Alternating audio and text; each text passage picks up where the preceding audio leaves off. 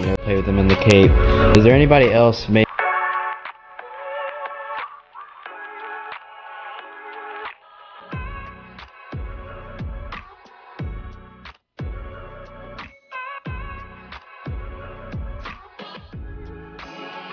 You mentioned Grant, play with him in the Cape. Is there anybody else, maybe somebody that was a freshman that's going in a sophomore like Grant, that LSU fans should keep an eye on next year? First meeting was like, yeah, we got the 6-year guys like Vittmeyer and Bianco. I'm like, bro, I'm a normal senior. he goes, are you really? And I'm like, yeah. I'm like, I swear. And he goes, no. I don't even know this one. Did you know Hideki had a huge porn collection? He just made that up. Nope. Google it. Google it. What did y'all give him this morning? He is off the racks over here. He asked me specifically for Vyvanse this morning. Didn't give it to him. I was confused. Oh, look out. Mikey is hit and down he goes. Man. And he is not happy at all. That is the second time that Mikie Mahtook has been hit in this game, but this Never forget it, bro. I had a 7 or 7:30 exam in the morning, so I'll walk outside. Real life. And I'm like walking in my car, and I'm like, damn, enough, man. I could have sworn I parked right here. I'm like, what? Nah, maybe it's not here. I'm gonna go look around over here, bro. I walked like 3 parking spots, like in the direction I thought I probably parked. I'm like, fuck that. I know I parked right here. Kids still doing that and out there playing for hours instead of just chilling on the video games. Yeah. Is awesome to see. Chilling on the video games. Did you just age 55,000 years? Well, we call them Fortnite nerds. Yeah. Chilling on the Fortnite video nerds. games. I mean, chilling, like playing video games. That's the way to say it, yes?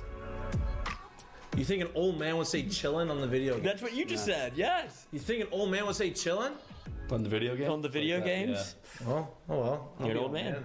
If you want, Well, I'm not a gamer. You're getting older. I mean, I guess Mikey.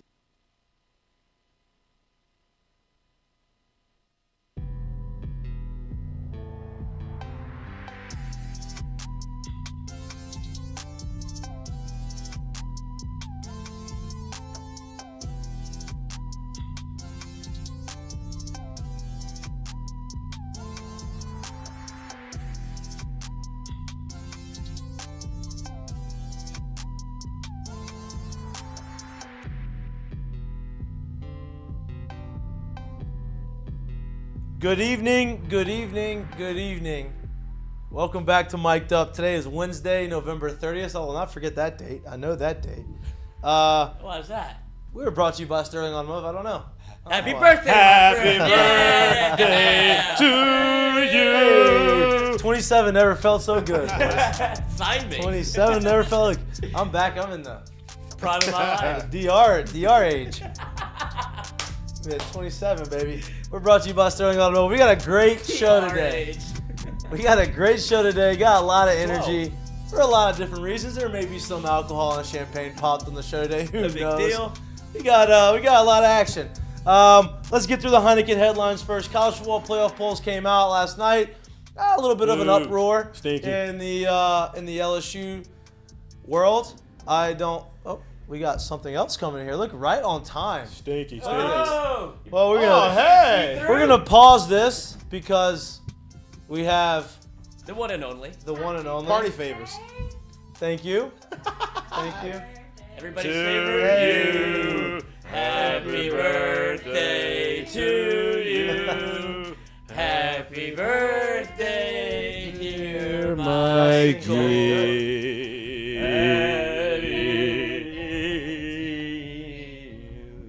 Any label who wants to sign me, just go ahead.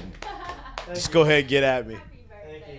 Appreciate She it. can't help herself. She loves a birthday. I love it. I love that she loves her birthday because I don't celebrate. I don't. Yeah, I don't shoot my own horn. Nobody.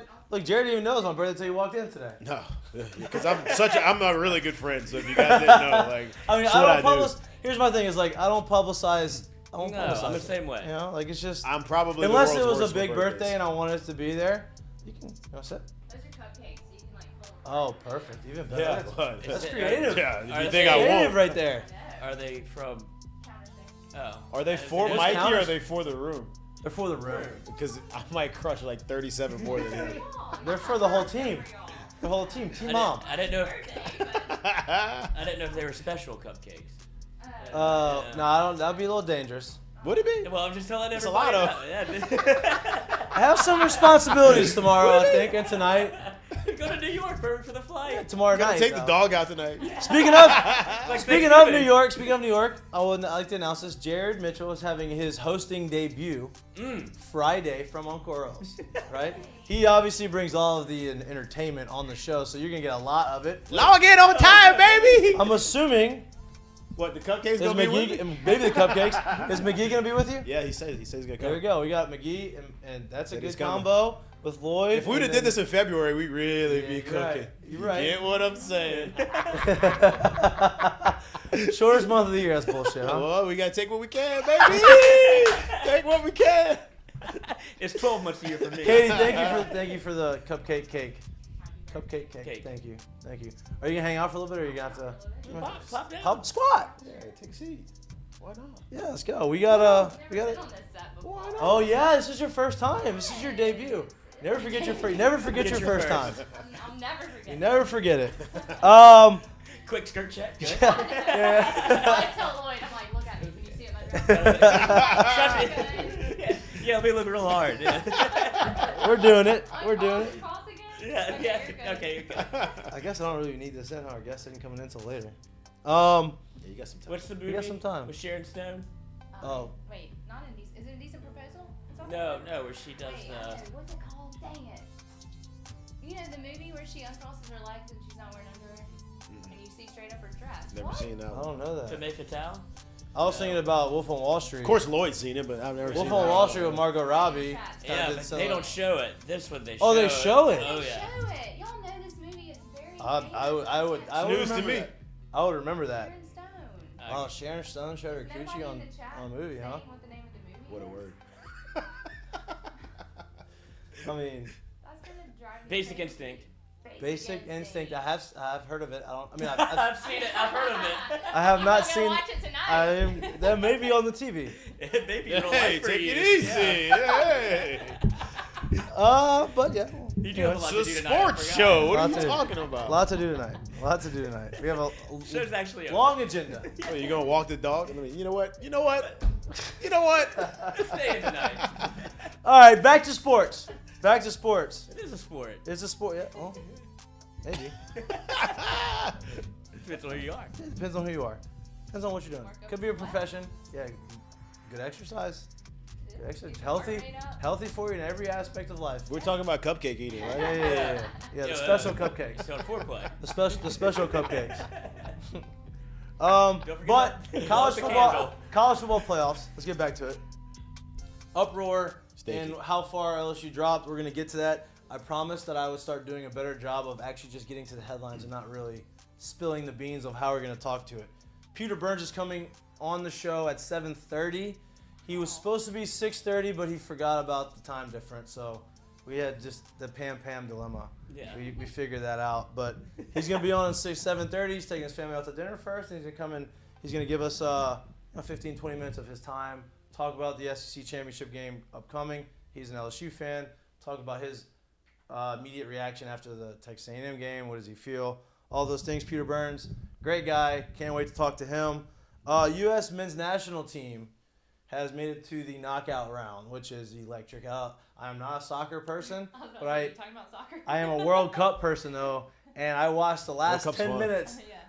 of extra time, that's the correct way to say it, correct? That's right. Yes. All right. I watched the last 10 minutes of extra time, and it was electric. Full throttle for 10 straight minutes, which is a lot. From what I've been told, is a lot. That's a lot of time in extra time. Extra time, It's absolutely. Yeah, usually, that's a what, lot. 4 or 5 minutes? Yeah.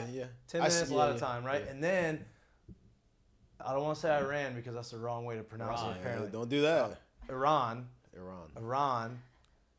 was trying to fake all these penalties, and they ended up losing a couple seconds, it seems like, from the referee. Because after 10 minutes, the referee's the only person that knew the extra time.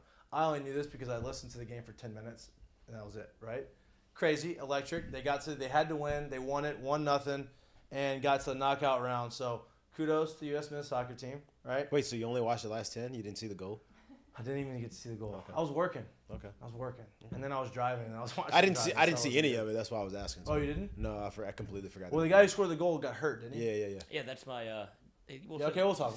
We'll talk about it. Yeah. Deshaun Watson's making his return. He's back. This weekend. Where's he gonna play at? I think he's going to play for Florida. I think. University Who's showing up? All of the people. So weird. I'm just They're gonna be honest with you. They That's so the weird. attorney bought a suite. That's just weird. And bringing them all in there. Yeah, that's just weird. I'm just gonna be ass weird. That's a weird. Isn't that weird? That's so weird. weird. That's I just don't weird. understand. Would you do that? No, you wouldn't. No. It makes it seem consensual. It does make it seem consensual. Like, what are they gonna do? Cheer? Like, That's what I'm saying. They root for his what are they demise. doing? Is it like an intimidation? You think he left? factor? Nah, I don't know. Like, then what is it? I think he's spending a whole lot of money and he's missing on this one because this one's. I don't get it. Man, that's tough. I don't know.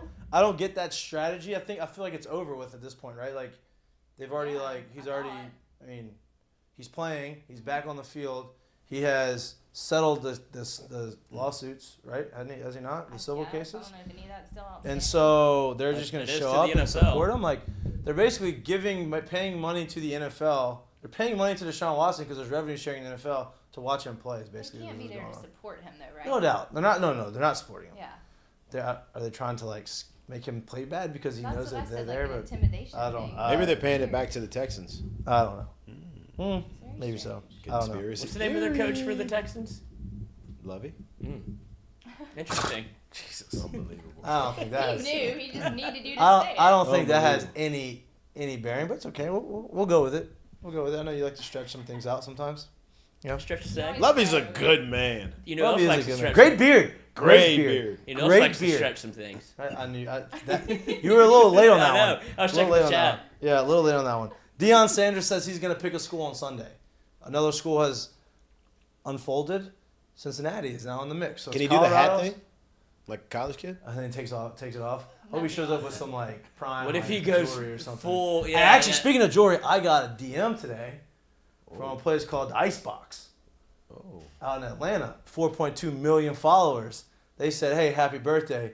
Do you have a jeweler?" I'm like, "Yeah, you do. It's me." I do have a local jeweler, but I've seen the jewelry that you have. It looks great. I just don't know if I'm be the one wearing. That'd be Yes, great. you jewelry. are. I'd love to Do see it. Kirk Cousins that thing. That'd be pretty funny. Please They do had it. like baby faces on this jewelry. Boy, they listen. had. Listen to me. If you some show up things. here and The something Rock like that got one something day, from. Hey, they're a big deal. if you show up in here with something like that one day, the amount of laughing I'm going to do is going to be insurmountable. Like I'm gonna do it with black ass shades. Like, please you do. can't even Just see do the it. whole show like that, please. Good Lord, I'm gonna enjoy it the most. Do they want to give you like a custom necklace? If you'd give it to me, I would take it. But I Yeah. think it was more about, hey, who's your jeweler? You're gonna buy it from me? Probably not. But if you want to give it to me, I'll wear it. I gave away my chain on the Alabama game to my 10-year-old son.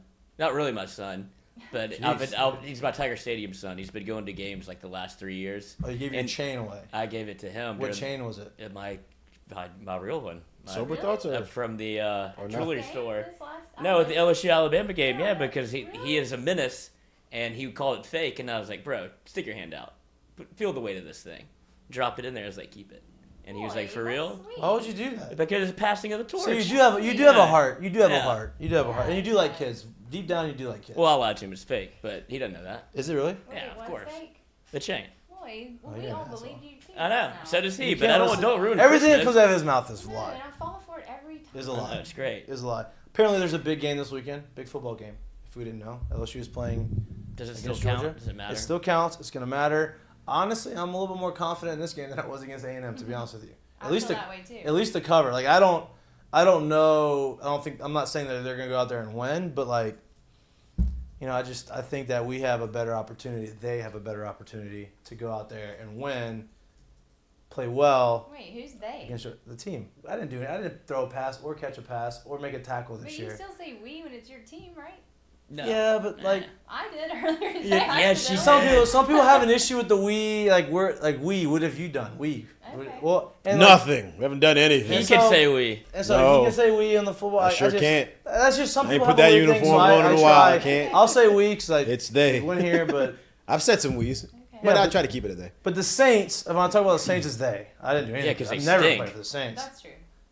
They stink and they're still only a game back, which is unbelievable. They're not going to do it. They keep just the hope is still there, but they're just never going to happen. Well, if they do anything, you got to score a point to win games. That's true. But if they do anything relevant that is like gets them into the playoff, you're just in Texans territory. Like when the Texans and Titans were both bad, you just played the Thursday afternoon wild card game. So they're in the playoffs though. Yeah, I guess they would be divisional champs, so it wouldn't be that game. Jeez, right. If they with a home game, I don't want them to win. With a home game, I don't want them in the playoffs. Why not? I don't want to watch it. They can't score. It's not worth it. That's just another game of embarrassment. You get so mad. You don't want a national stage of embarrassment? You don't like that? No, Jameis is right there. I mean, I don't care how bad. It's time to play him, right? Your back is going to be your back at this point. It's time to put him back in there. But let's talk about the playoffs, the rankings, right? A lot of people are up in arms that LSU dropped 9 spots to 14. If you got to 10, 11, 12, what is the difference at 14, right? I think everybody's more upset about the other teams that didn't move, or for instance, Clemson lost to unranked. Now they're ranked. Of course they're ranked because they wanted to make the win look better. Clemson lost to South Carolina. Clemson only moved back 1 spot, right? Alabama's at 6, Tennessee's at 7. Penn State made the big jump in the top 10. Here's my take on the whole thing, right? Who has Penn State beat this year? Yeah, that's my okay. No, nobody. Who have they beat? The two ranked teams that are good that played them, both raced them. Beat both of them. Beat them. Michigan and Ohio State both beat Penn State. Penn State can't beat either one of those teams. And that's their 2 losses. They lost. But Michigan's 2, Ohio State's 5. Oh, Penn State's 10-2. Let's go ahead and just put them up there, right? No. But here's the deal. You go look at this ranking. I'm glad you put it up there, so I don't have to look at my computer. Thank you for that. Who else slipped in up there, too, at number 24? Look at that. 24. Mississippi State. That looks better for us. It's better for LSU. You're a fan of 14 now. You already did it. You exposed yourself to your spouse. Like, oh, who's we? You ain't talking about me. It's your fault. Did they earn your trust? Are they getting you back on board? Or? No. Okay, you're still on a hiatus. Yeah. Fan hiatus. Okay. Are you more 50-50 now, LSU Mississippi State, or is it 60-40 Mississippi State? Okay. We won't talk about it. Sorry, LSU is more fun. That's what it is. You're just with a more fun. Sometimes there's somebody else. Overall, 100%. You can't argue that. It's not your first time going through something like this. It's not. It's a very honest answer right there. Yeah. Well, it's true. For sure. It's like I can't argue. It's like the Ole Miss. Everyone's not logical now. Right? It's like the Ole Miss Auburn situation. It is just like that ridiculous situation. Right? Now, I love the fact that Lane Kiffin is trolling the hell out of that guy, out of Auburn and their new coach, who coaches from the press box in the hospital. Nobody he was in a dentist chair. Auburn likes that decision. I listened to Feinbaum earlier today. I've been likes trolling the decision of Hugh Freeze being the coach. Yeah, people are mad. Yeah. He's a very good coach, but apparently he's still sliding up in people's DMs and stuff. Yes. They took his phone away. They took his social media away. That's bad. Well, they're just getting out in front of it. Auburn needs a lot of control. He probably needs that, actually. He probably needs. He might have hey, you know what? it. You take everything. Put parental control locks on all of my technology. See, I can't do anything. Don't let me do anything. My take was, we talked about it a little this morning, I think there's no way he doesn't have just another burner. He's going to go full Walter White. 100%. He's going to go hold Kevin Durant. Yeah. Burner counts. He's going to have the phone in the Ziploc bag in the back of the toilet, where it's just like, who would check back here for that? That's like mob stuff.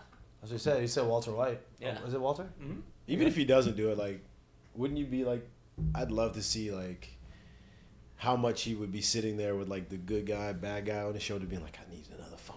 Yes. Oh, I'm not going to do it. Stay strong, brother. Stay strong. Should I DM her? Should I not DM her? Should I DM her? Should I not just go to bed. You know what? And then I'm going to DM her, and then I'm going to ask her all this other stuff about not saying anything or I don't know this person you're talking about. Like, hey, bro, you've already messed up. Let's just not dig the hole any deeper. I don't understand how people keep doing that. Him? I thought he was calling the services for recruits. Maybe a little bit of both, probably. I think it's both. Listen, if you have the service service get it on the phone, if you have the service on speed dial, he called. But say if they were able to get it to your phone, chances are they wouldn't. Yeah, just I'd imagine that you have. You've dabbled. You've dabbled.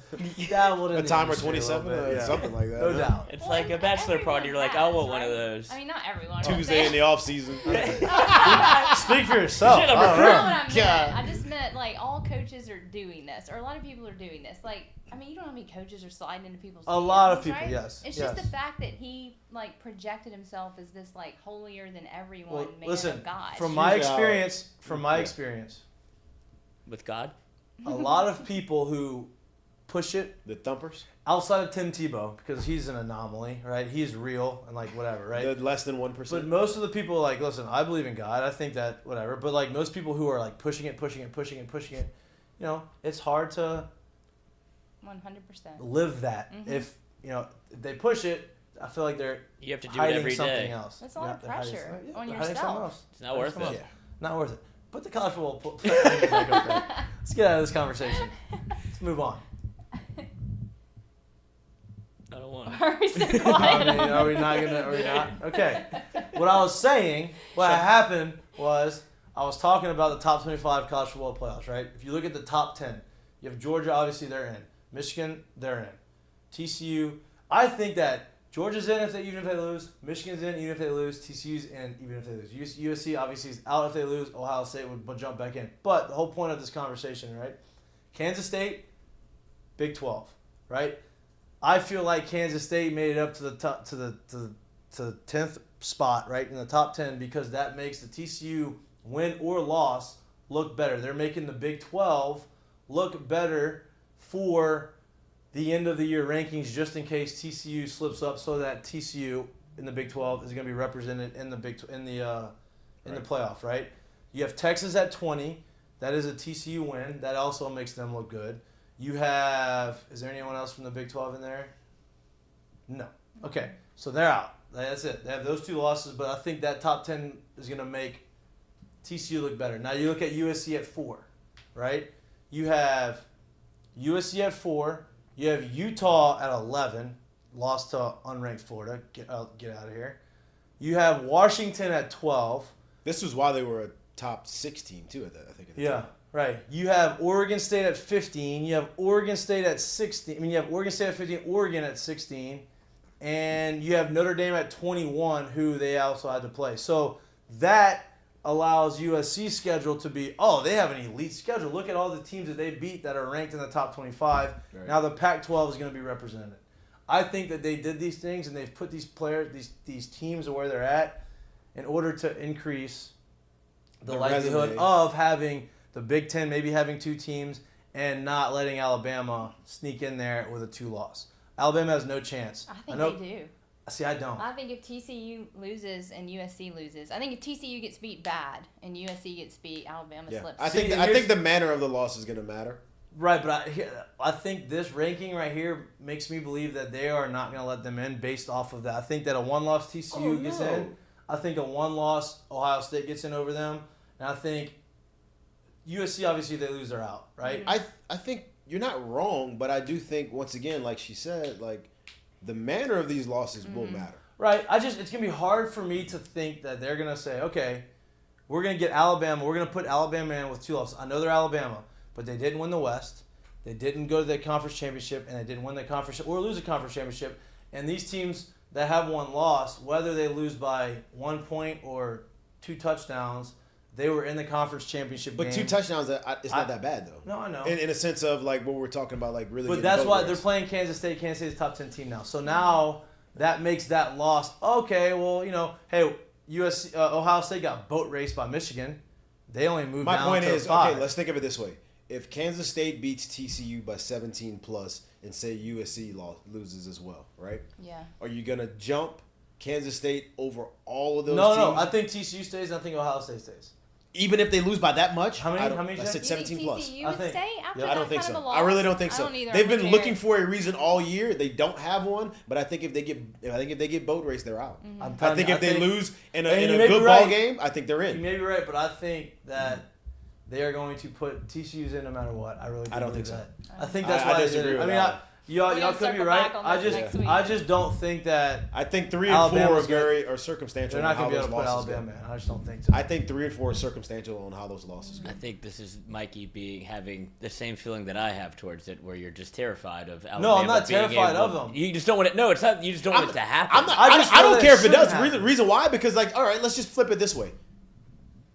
Caesars is right here with us. You're a betting man. If I asked you to bet on one team right now outside of LSU in the top 10 who you think would win a game in the college football playoffs, who you betting on? Georgia, and then Outside of the top 4 that's already that we know is in there. Alabama. Okay. That's what I think. All right, so let's not act like, oh man, I don't want to so I'm here's with my you. question. So why is Alabama over? I mean, I guess why can't Tennessee be in it? Because the quarterback got hurt. Yeah, the quarterback's Yeah. out. I'm not. Yeah, but I mean, I'm that's- out. It's But a good quarterback's argument, out. though. I mean, yeah. You know what I mean? Like, I know their quarterback's out, but Tennessee went out and they did what they needed to do last week, and they only Quarterback's have out. 2 I'm out. losses. Yeah. They beat I'm Alabama. out. I'm I know out. that I'd they have to beat see. Bama. The quarterback's out. Yeah. I really don't believe that they're that good without the quarterback. I agree, but I'm just they. All right, so I'm saying, like, if you're putting your money on it right now, we're talking about the top 10, and we say which one of those teams outside of the top 4. If you outside of the top 4 that's in, I think Ohio State's in. Yeah, that's fine. That's a bet. That's fine. Right. But we've seen how that's And going. I in the think past, too. TCU's in with a loss. No, dude. That's my literally. thing. That's what you Okay, said. That's what I I'm said. saying the top 4 right now. Outside of the top 4, if you're betting on the top 10 to win a playoff game, who are you putting your money on? Okay, I get that. I Okay, understand. all right that. then. That's literally my point. That's not, but that's. I understand what you're saying, and I'm So not my- saying I disagree with you. no. I'm taking the devil's advocate approach and saying this is what the because committee's that's gonna what do. I'm trying to tell you. So I'm trying to say, like, if those 3 and 4 take bad losses, where it really throws this thing into haywire. Well, USC's out with, even if it's a close loss. If they take bad losses and now one team has to move in, I think that becomes into the mindset of this thing.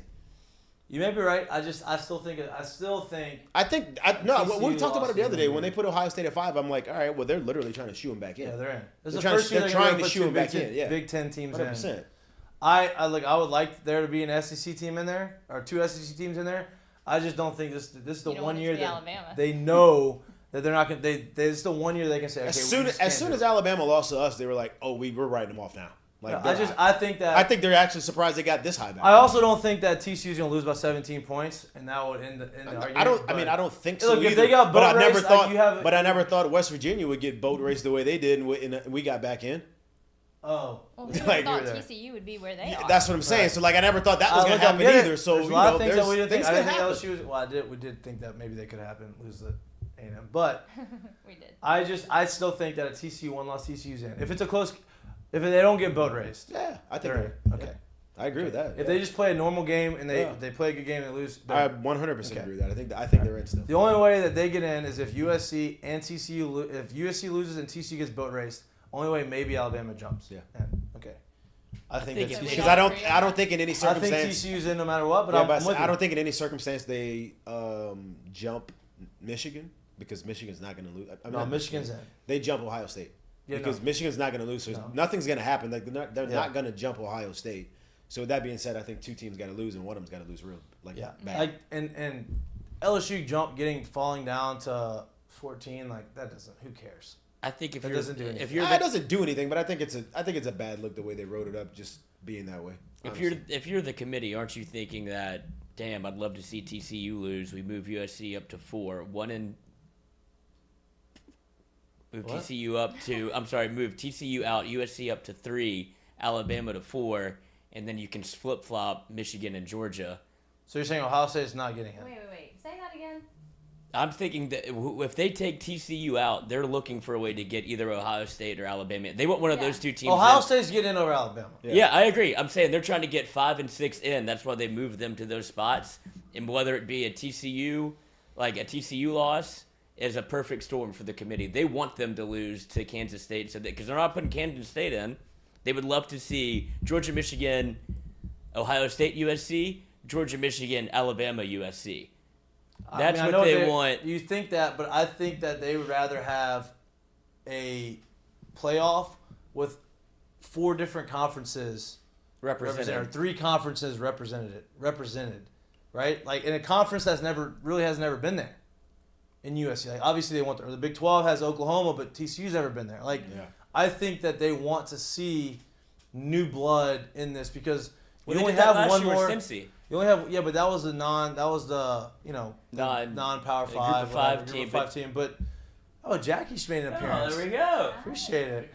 Yeah, thank you. Thank you. Cupcakes and decided to come.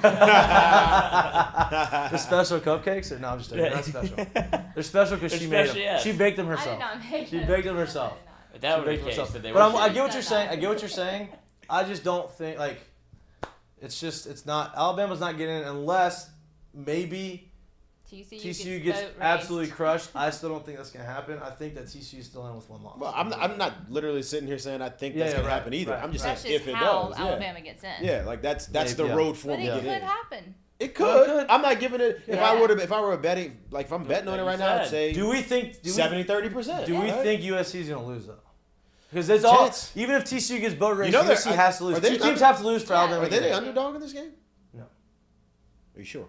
Yes. What's the line on it? I think it's 3.5. This is like USC has everything that the committee wants to see in a playoff. Yeah. Huge market. Mm-hmm. Oh, obviously, yeah. Huge team with a bunch of history and a bunch of tradition. Yeah. Heisman winning quarterback because their quarterback won the Heisman. Yeah. You might as well just. We talked about this on Monday. He You did might the as well Heisman just. pose 3 times in the game. Well, he should have because Yeah. he balled out. But you might as well just already ship the Heisman to his house and just have it on his pedestal because he already won it. There's nobody else. Grab the one from Matt Leiner's closet. Or That's Reggie Bush that he had to get back. Yeah. Take Well, that he one. wins the one from Tebow every year. Tebow puts his up for auction every year, and Reggie Bush just bids and wins on it. He bids it every year. Mm-hmm. Not really made that up, but I was like, Tim Tebow does put it up Tim for Tebow has auction one- every year. Well, here's my next question. My follow up to that was Tim Tebow has one Heisman. How does he keep putting the same Heisman up for every year? And it keeps Well, getting they bought? give it back. Like they get to keep it for 1 year. They give it back to Tebow. Then he puts it up for auction again, so somebody can keep the Heisman. And I've been always. I don't know why he does. How it. much? How much do they sell? How It's much for are they, charity? I know, but how much obviously. are they bidding Is it this? even I don't know. true? Yes, it is. This part's true, but I've always been of the opinion that Reggie should just bid on it every year and win it and be like, Reggie "Look, I have my-" should. They should give Reggie's Give Heisman it back to him. because that was bullshit. But for the college football playoff conversation, we talked about this earlier. Do you think you should be punished for a championship I don't. loss? I do not. Like I if because you're playing an extra game, why Right. would you punish a TCU? That's you know the other part of all it. of these teams that have like Georgia's obviously not going to get punished for losing to LSU now. My question to it would be Your response, your rebuttal. no, all right. Good Question: What else can you judge it on? No. What other conferences have a conference championship that has legit contenders? What other ones? Mm-hmm. ACC. Legit contenders. Oh, like You not didn't this hear year, the whole not question. historically. Well, yeah. I mean, Right? Like I would if you're not counting, if you're saying just historically, every Power 5 conference has legit contenders if they're undefeated or whatever, right? So, Like so if we're literally saying legit contenders This year year. in and year out, we're talking about Power 5. yeah. I personally don't think it's. I mean, you got to play the schedule. I think that extra game, even though it's a quote unquote extra game, it should be judged. Like, Yeah, but don't you think that getting to the game should be also carry some weight opposed to teams that didn't make it? I think it does carry weight, but I think when you make it there, depending on how the losses go, determines whether you stay there or not. Yeah, I We can watch it. Listen, we can watch it. Georgia's benefited from that.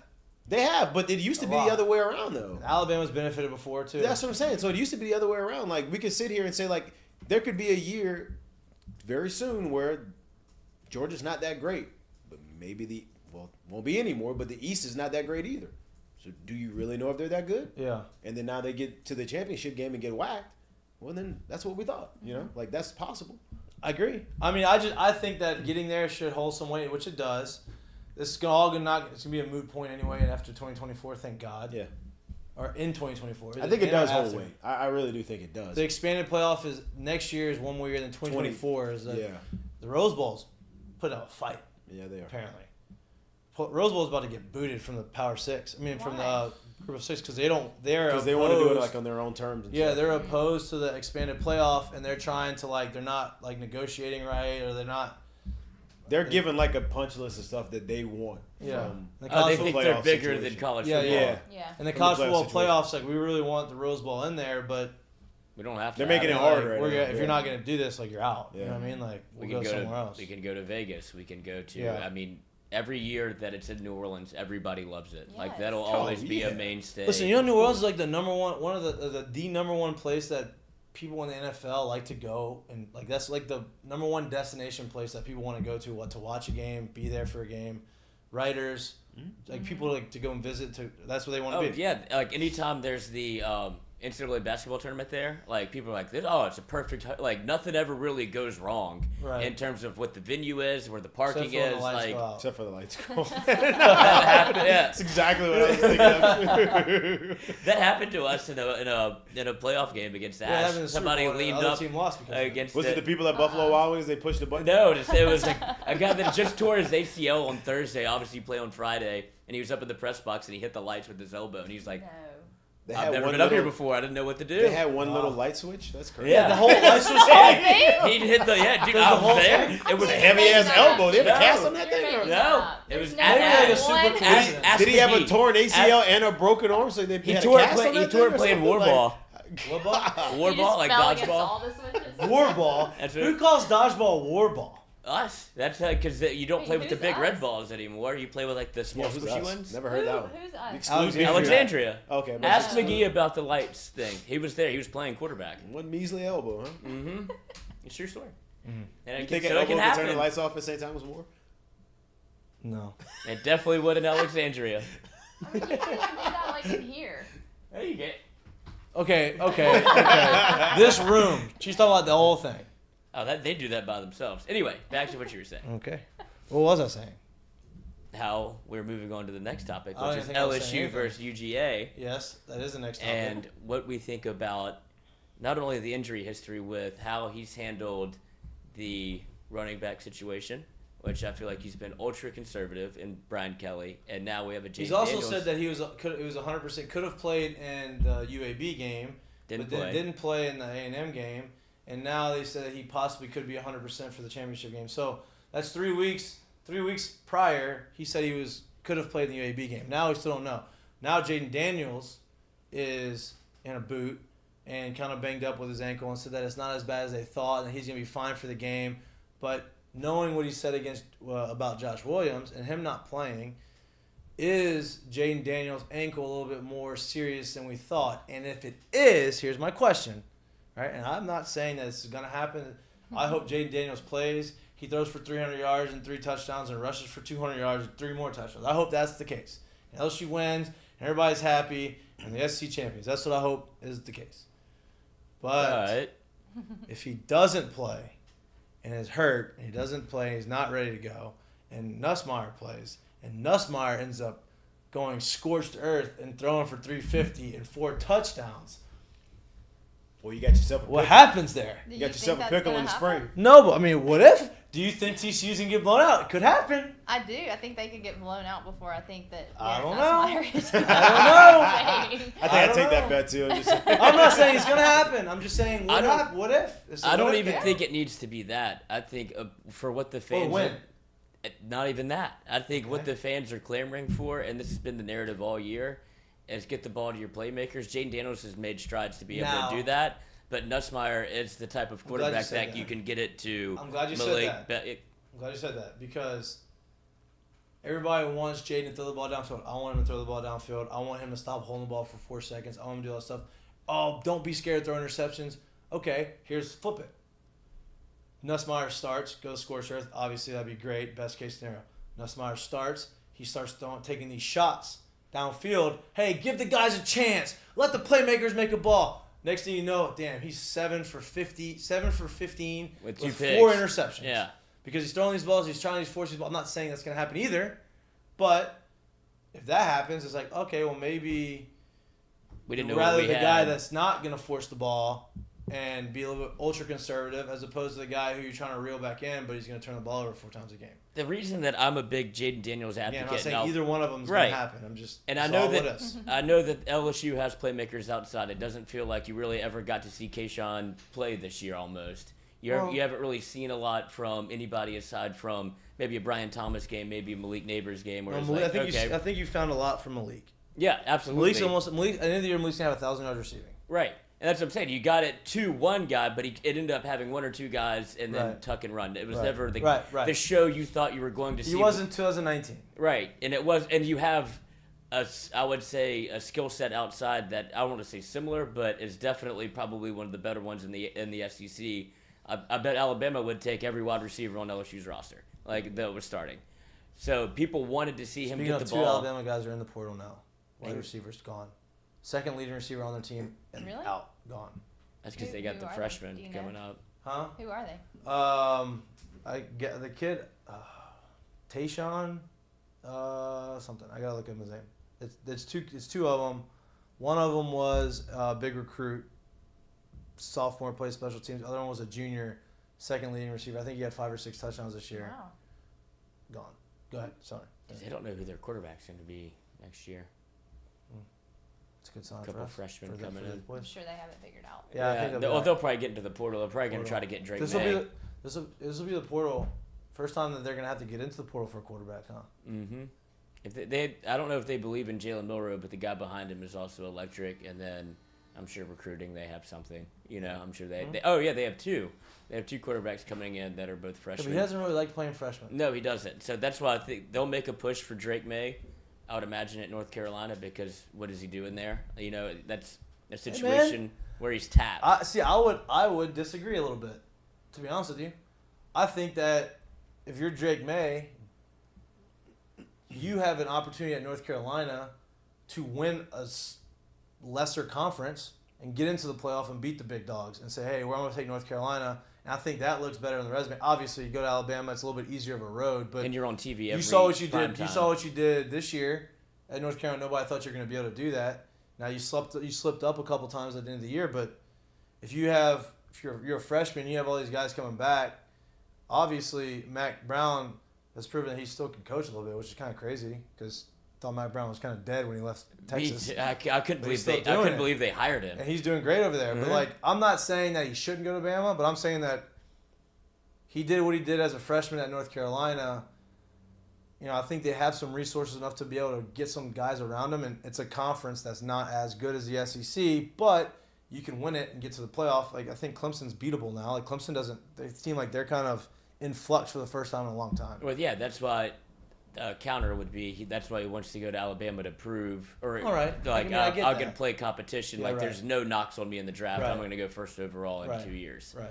But when it comes to LSU, like I was saying, you didn't really see him spread the ball around that I guess the fans thought that you would see earlier in the year. But what made Jaden Daniels good and why I liked him and I still like him and I want to see him come back is because he realized how good the defense was. And he knew he didn't have to take chances to win games. And whether they got down 10, 17, 14, he still relied on the defense. And he put everything in his own hands. And eventually it caught up to him with him getting hurt on literally the last regular season game. But the way he was able to take care of the football, take care of himself, and ultimately be a winner is all you're really counting for on LSU. It doesn't have to be pretty. We've won ugly for the majority of my life. Hey. But the way there's so much potential there if he comes back. Now, let me ask this question. Ask it. Let me hear it. So, we That's obviously a long know time, the type of athlete that comes to LSU, right? Explosive players. Jared Mitchell's. Mm-hmm. Do y'all remember how explosive and how good and how many highlight plays you saw from Chase Claypool at Notre Dame? No, you didn't. You don't. Correct? Maybe that has a little to do with the Brian Kelly offense. Yeah. Maybe. It's a good point. It is. It's a very good point. Maybe He got drafted as a uber talented, super athletic, long rangey guy that can make plays. He's tabbed the same way in the league. Haven't really seen that from him. Maybe Saw it last year, and then it a fell little bit. off this But year. my point to it is maybe that has a little bit to do with how they run the offense. Yeah, and I would agree because it's also Denbrock back, right? He went for comfort, Right. and I think Denbrock is not going to get fired. I feel like he's he's fine. Yeah. Whatever they did on offense it's not the best it could have been, but it certainly wasn't. What the hell are we doing out here? So I think he's safe for another year. Right.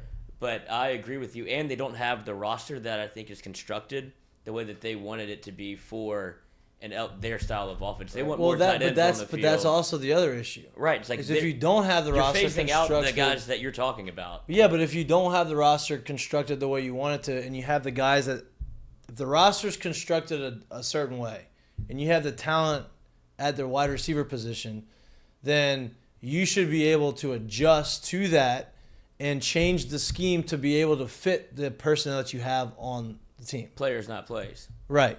And so if that's the case. Wouldn't say should, but the best coaches find a way to do to do it. That's what I mean. Yeah. And that's my point. Is like if they haven't done that, and you're saying, well, they're going to use that. They'll never use that as an excuse. I'm not saying that the coach is any issue at all. I love Brian Kelly. I think he was the right hire. That's not what I'm saying. But to your point, if like, hey, they didn't have the roster constructed the way that they wanted to run the offense they wanted to, well, don't fucking run that offense.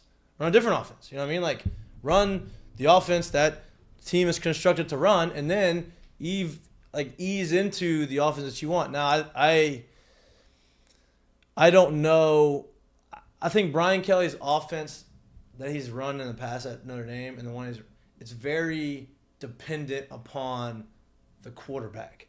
Like, the quarterback's got to be playing at a very elite level, has to understand it, has to be able to anticipate, do the stuff that he needs, because there's not a lot of scheming guys like it's not gimmicky stuff, but like what Tennessee does, right? Like, Tennessee's having guys run wide open. Ohio State, any quarterback that goes play at Ohio State is going to throw 60 is going to throw for a bunch of yards, right? Like, True. You know, and so like that's that scheme. They're scheming this stuff open. They're doing all these different things. That's great. But how many Ohio State quarterbacks have been very good in the NFL?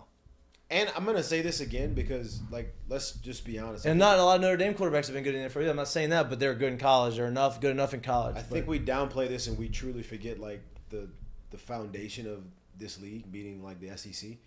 Offense has caught up. The game has changed into an offensive. But for a long time, people didn't want to – coaches didn't want to coach here. Offensive coaches didn't want to coach here because they knew how the caliber of defense you were going to get in this league.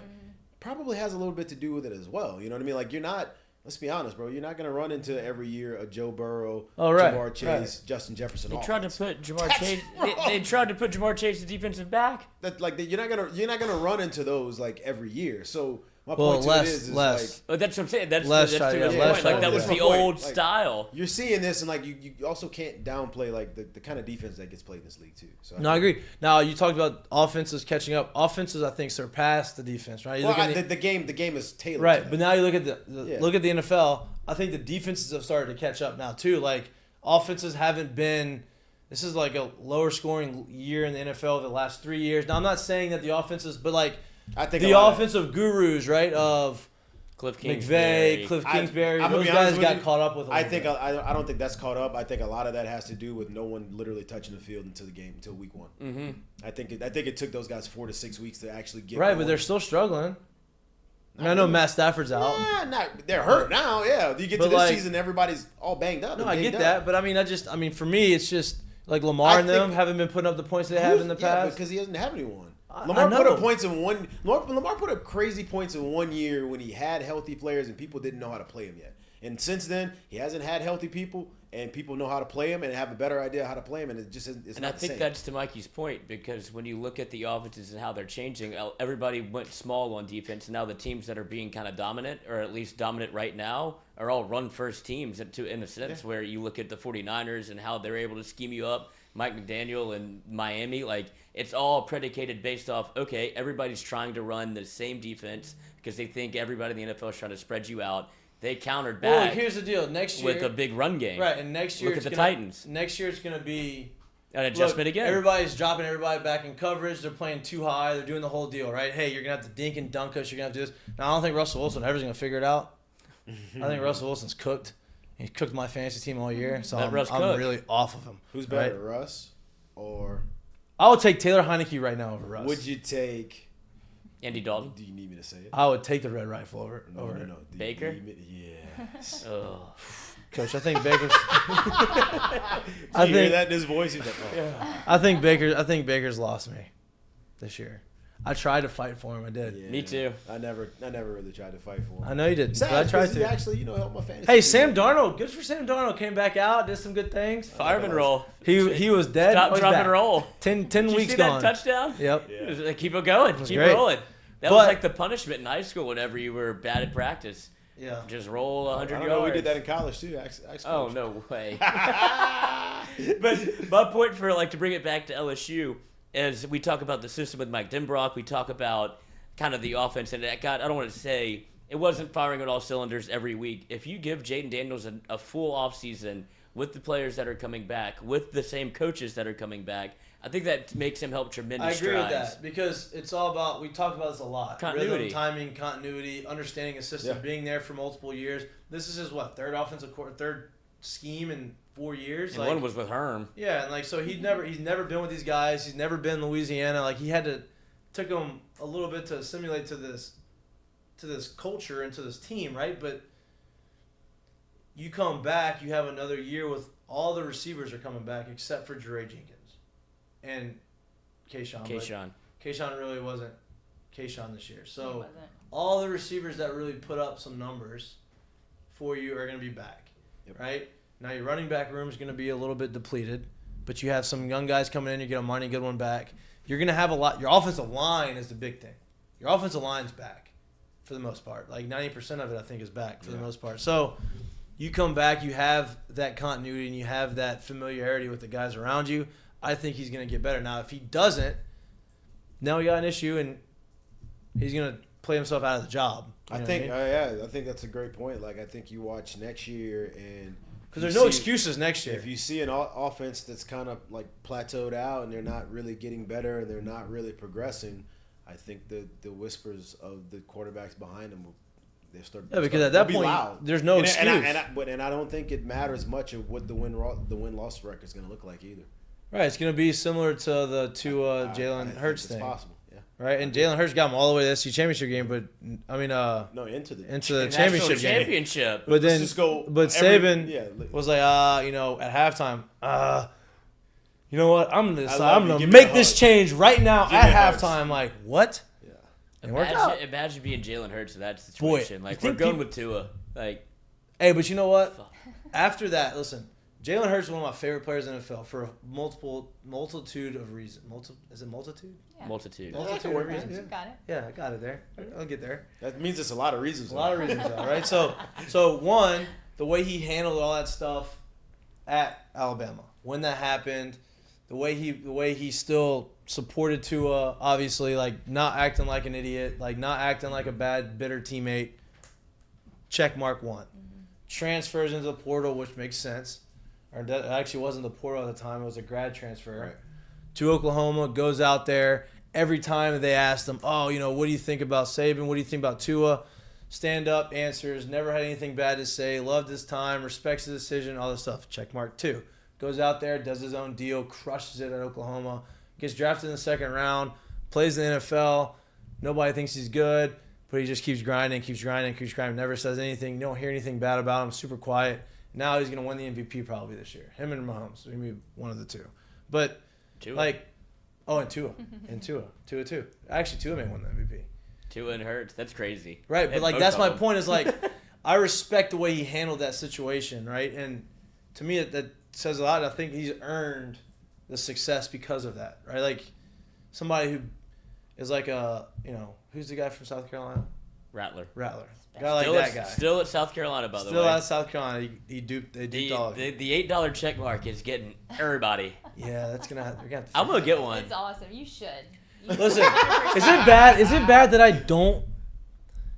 You are verified. I do have all. No, I know I do. But is it bad that I don't respect the people who buy it? You shouldn't. No, you That's shouldn't. why Okay. it would be a joke if I did it. Well, what did you do to get one? I'm just kidding. He paid 12. Hey, my route to this checkbook. How did yours you are a little different. How did you? You don't tweet. They just gave it to you. I mean, you don't have to tweet. It's not about tweet. It was the misconception is you need to tweet a lot. Or you have to have a lot of followers. Like that's not.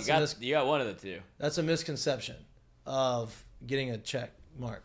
It was just you had to. You're a notable figure. Yeah, and you had to be you had to be verified as like. This is had, who someone I am. had I heard to it was your followers. My agency ratio had to be at a certain. Oh, that's that. I'm curious. Hey, I'm fucked. My agency, like they go through the agency, the whole deal. I'll talk to him.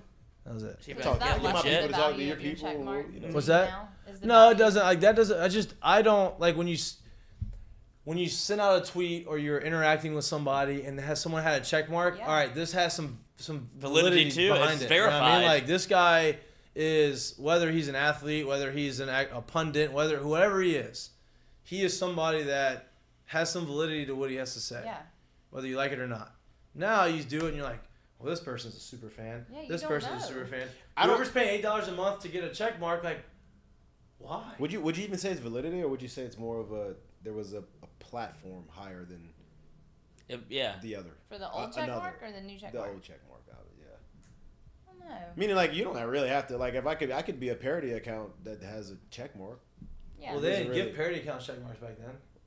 They still Like do Slim now. Jim has No, one, like they and still it's do an now. awesome account. That's what I'm saying. Like Wendy's got a check mark. We don't have to be validity of what they're saying, but like. Oh, right, but like, yeah. My point is like a platform. Yeah. Yeah, right, Like right. not necessarily like everything that I tweet is gonna come out that's Yeah. real or whatever. But like I think that was kind of what it was. Now it. Now you don't know. I went to I was looking at comments today and someone had a check mark. And Yeah, I was you're like, oh. This seems weird. And I went to her account to see, and she had like 800 followers on Twitter. And I was like, wait. So she And you paid look- for this check mark. You can click the check mark and you can tell if they pay for it or if No. they. Yeah. Lloyd found this out. Yeah. Lloyd Lloyd taught me told us. that move. Oh, I got. You have to No. actually touch the check. So mark. you can click the check mark and it says.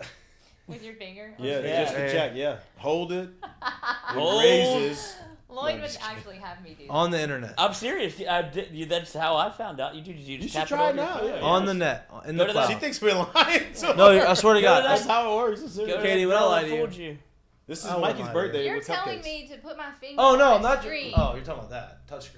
If you had a What's touchscreen. on your I'm like, phone? if you- Is your your iPhone phone. not a I touch mean, I have a screen? Microsoft Surface. I was thinking that- about iPhone. I wasn't thinking about Twitter, like on the Like a laptop. desktop? Yeah, like Let me go home to my desktop and get. that definitely wasn't what I was talking about. Lloyd But was. yes, I hope of someone's course. doing But that if at you home do right click now. the check I mark, do too. it'll tell you. This is okay, stupid. this Why is is it not working. So bought. you can like hover over Screen it and just see. shakes. You just click it. Well, actually, with the mouse, like the link. Whatever. How You you gotta actually circle. You gotta trace the thing with the mouse.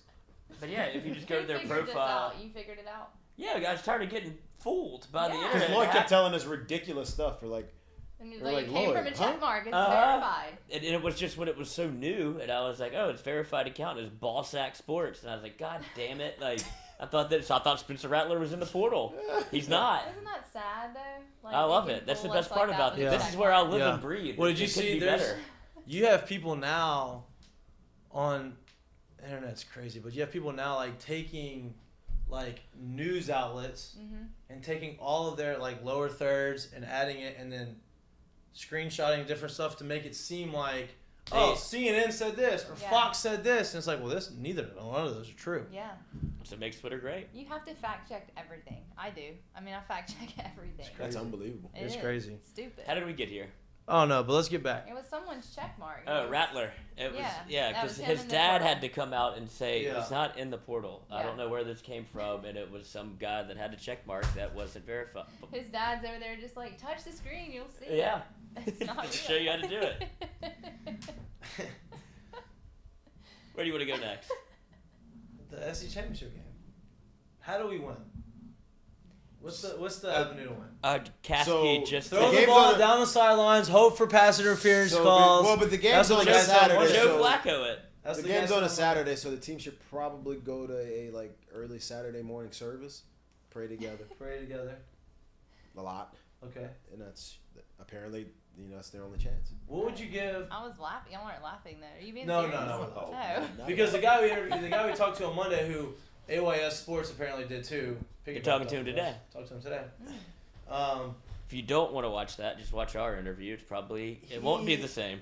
I asked him, hey, what's the avenue to win the game? How does LSU win? He says, I think the only way for LSU to win is, really try to throw the ball downfield, throw it to their playmakers, hope that they go up there and make a play, maybe get some pass interference calls, and continue some drives. Because likelihood of driving down the field against Georgia, up and down, is not very good. You need some big chunk plays, which the last part I can understand. But to say, hey, your only chance is to go up in there and basically throw Hail Marys and just hope that you get some pass interference calls, probably not the best route, and that doesn't really make much sense. A lot of But throwing outs. From our point of view, and you were on Caskey's Clickers, you're part of that show.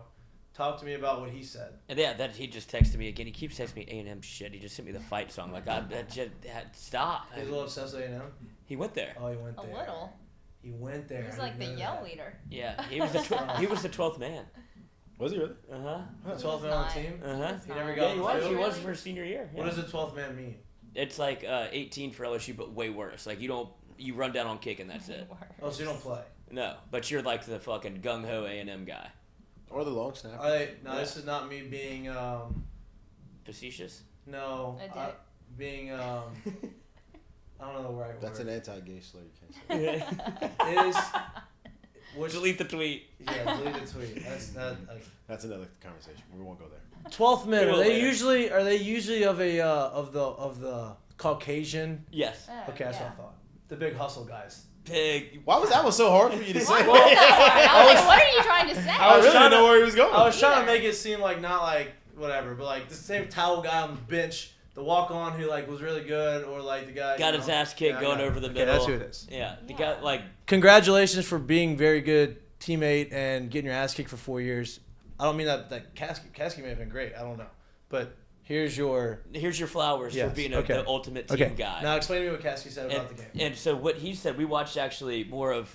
I'm gonna go into what they did. Like we did Georgia's offense and defense a lot, and what they do is so vanilla. And it's like it doesn't matter because they have so many good players at every position, and they can roll 2-3 deep to where they can line up in I formation and beat you. Like it's not really Georgia isn't gonna. Are their receivers good though? They somehow it's have you seen McConkey? He's 5'11" and 180 pounds and he's running free all over the place. Maybe he can fly. He can't. How do you know? Because I had to watch 15 minutes of it. He's just open. He's running free all over the place. He's just open. It's crazy. And he gets disrespected because I think he's of the Caucasian variety. But and Stetson Bennett, like, I was just joking. You don't like that? I was just joking. But it's not like they're not beating you with an elaborate. It's not like Tennessee, like we talked about. And like there's not like a super elaborate scheme. They line up, but the players that they have at certain positions are just they know exactly what they're doing every play. And when you're that consistent, and you have players on the defensive side, which is more where they have like pros everywhere, but they just line up and do kind of the same thing all the time. But by the end of the game, you're down 42-10, and you're like, what the hell happened? It's like you just got beat. Is there a way to beat them? You got to match the physicality. It's like almost old school football in a way where they're not trying to fool you. And if you want to line up and play in a box, I think that kind of benefits LSU if you had a healthy Jaden Daniels. Him being injured, or if he's not going to be 100%, that does hurt LSU's chances, which I think is why you've seen the spread start to go up, and up, is because he's not 100%, and I don't think he will be by game time. He'll probably go, which LSU has to have a chance, it feels like. But that's your hope is that you can kind of find a spark offensively. Because we watched the Georgia-Florida game, and they got fooled by the read option a ton because there were so many eyeballs on Anthony Richardson. Jaden Daniels brings that same thing to where eye candy somewhere, and LSU has the athletes in the backfield. Now tell me this, right? Now, obviously, I watched Georgia play. I know how good they are defensively. Are they? But they're not. And that's another thing that you could say. They don't really curb stomp you until they do. The Georgia-Missouri game. Right. Right. There's clunkers in that's what our guy said. Graham, he said that Missouri is the only team that's ever had chunk plays, that had big plays against them, right, all year. Since that game, they haven't really given up chunk plays, right? Which, listen, this guy's a Georgia guy. He's a little biased. Yeah. Obviously, you understand that. But my question is, defensively, right? Are they basically saying, okay, we just got better players than you, and we're going to be fundamentally sound, and we're going to stick with our scheme, and we're going to just dominate you physically and more athletically? Or are they scheming stuff up to where they're causing pressure, bringing pressure from different spots? Right, they're not. That's my point. So if they're not doing that... They're basing you to death. Right, but don't you feel like if they're basing you to death, like you have the ability offensively with the talent that we have offensively, that if you can protect with your front, with your line, you have the ability to maybe make some plays happen? I think there's two ways. You have to be able to do both of them too, though, to be able to beat them. I think you have to be able to match their physicality on both sides of the ball. Right, of course. And then which scares me because the A&M game we got me too crushed. Well, I mean, yeah, but we've also seen them be very physical too. So, then you have to be able to match their physicality, and two, I think you have to be able to scheme it up offensively to be able to make them play undisciplined football. Right, right. I agree with that. I don't think do we have the capabilities of doing that? I mean, we've seen them switch it up. Yeah, I think it's possible. But then we also went back. But then they've gone back. Yeah, that's what I'm saying. Like, I think that's possible, but that's what you have to do. Yeah. You're not going to line up. They know it. You know it. The whole crowd knows it, and beat them. It's just not going to happen. Right. You got to match it, but you're not going to beat them up and down the field like that all game. What scares me is the offense that they run. Vanilla. Hey, we're gonna run 2 tight ends. They're running We're gonna do this stuff. So good. No, but what scares me is Harold Perkins is not gonna be able to beat Harold Perkins. Yeah. That's because they're gonna do what A&M did, right? That's basically what A&M did. They ran the ball at Perkins. They ran the ball at Ojulari, and they weren't allowed to rush the quarterback and use their athleticism because they said, okay, you know what?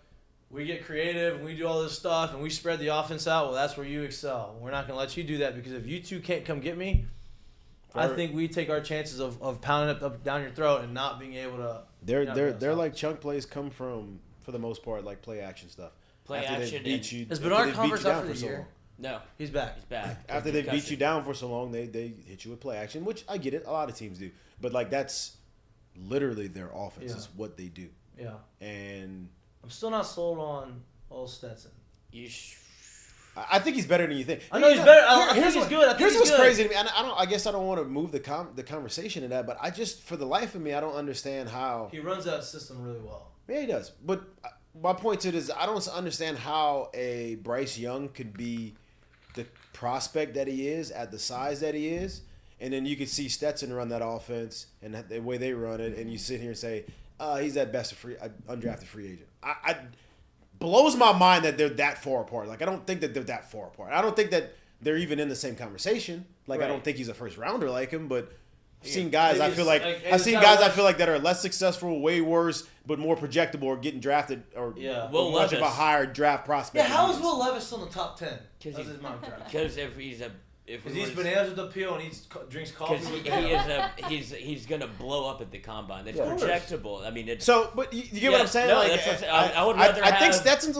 I think he's a lob dog. I think he's better than what people think he is. No, I'm not saying he's bad. I know you're not. I'm just saying. I think he's good. I think he's. I mean, he's won championships. He made huge throws in the playoffs last year. Like, I know he's good, but. Is he really good because that system and the players they have is good? That, because of the but we can say that about. Yeah, but we can say that about. I know. But like, as far as like, like, hey, I'm gonna hand it off. I'm not gonna get touched. Yeah. I guess that's my point. Is I don't think he's the one that's driving the ship. Right. But he ain't wrecking that bitch. No, right. you're No, right. right. You get what I'm saying? Like he's doing a good job. He's doing just fine. Yeah. But I mean, there's a reason people doubted him from like. Of course, 100%. Yeah, I mean, he looks better now with a new haircut and everything. Like, he put on like 25 pounds of muscle. Yeah. I mean, because he was about to quit after the national championship. They had to convince him to come back. Mm-hmm. He didn't want to play football anymore. He's like, I'm good. I don't really see. For sure, I would have done the same thing. Yeah, he's like, I don't see a need to come back. I'm from Georgia. Like, I'm good. What else do you want me to do? Going out on top. It's my swan song right here. But I don't know who talked to him or who got with him, but he changed his entire physique, haircut, everything, and he's playing with so much confidence, which is something that you can't underrate. Yeah. Like, after you continue to win, maybe, and this is what Caskey said, he's like, there's guys that do it, and they're like, oh, I don't know if I can do this, but then when it keeps happening, you're like, maybe I am good. Yeah. Like, and that happens to He's people. a guy that's going to end up playing in the NFL as like a backup, being on a practice squad, and you're like, oh, damn. Like, kind of like, I think he's better than this guy I'm about to say, but like, kind of like Danny Etling. Where you're like, how is this guy still on a practice squad? Now, I don't know if he is anymore, but he may be. You see him in the preseason all the time. You're like, how is this guy still because he shows hanging around, right? But like, Stetson's been better than him, I think. So like, if he can, right? Yeah. All right, but if he can hang around, like Stetson Bennett seems like he's the guy. Like, oh, you get behind. I mean, you think him and Chase Daniel are very similar? Yes. Chase Daniel made $60 million in the NFL as a backup quarterback. He's still making money as a backup quarterback. He's thrown 2 passes. And obviously, he's thrown more than that. But, like, I can see Stetson Bennett doing something like that, where he becomes the backup. What do you think his numbers are on the year? Who? Stetson. Less than 5 picks. No, he's thrown 6 interceptions. 6. I would say he's probably got 23 touchdowns, 6 interceptions. 16 touchdowns. Dang. 6 interceptions thrown for 3,100 yards. Yeah, 3,100 is the number. How many rushing touchdowns? Because he runs a little bit. Rushing. Hold on. How many interceptions did you 6. say? 6. Hold on. One career stats. Let me get to the rushing. Y'all So take for breaks on this shit? 2022, Oh, yeah, we haven't taken a damn, break yet. 45 carries for 190 yards, so 4.2 average. But if you put them both in How many touchdowns did you say? 7. Yeah. 7 rushing. Yeah. If you put his numbers next to Jaden Daniels, which If I one- say, if he you did probably blind- thrown for more yardage, right? If you put a blonde resume up, like Yeah, you'd he has. pick Jaden. No doubt. That's my point. It's crazy. Yeah. I'm about to switch places with Jack. Oh, yeah, let's take a break. Let's take a minute break. Let's take a minute break. We'll be back. You're watching Mike. You're watching Mike'd Up, brought to you by Sterling Automotive. That's what we'd be on our third break You by need now. to talk about dead socks here, Yeah, or the actually, Rudolph's Randolph you run? can. We don't have a lot of ads to talk about. That's why we don't do it. Run We're that about to. Lanceville SEC championship ad. Oh yeah, we do have that. There you go. Oh yeah, that's it. Check. We just run it.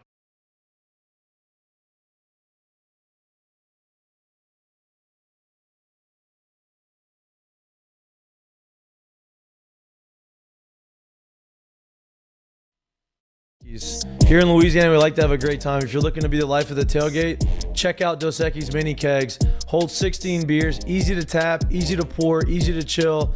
Check it out. Become a life of the party. You're welcome.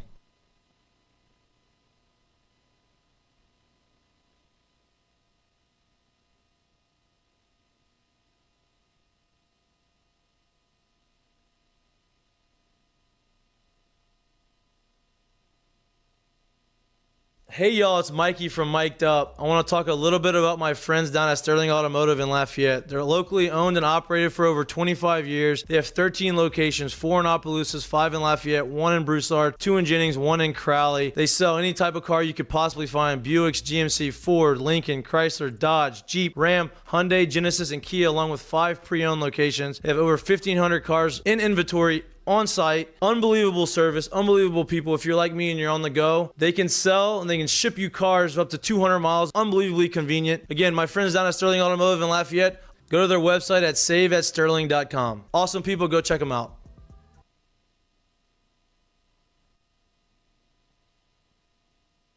All SEC championship coverage is brought to you by Beal and Hebert, Louisiana's hometown lawyers. Lance has assembled a team prepared to handle any need you may have, whether it's personal injury, family law, estate planning, business law, or construction. Beal and Hebert have you covered. If you're in need of legal assistance, reach out to them now at bealandhebert.com and tell them that you heard it right here from FM Digital Media. That's bealandhebert.com.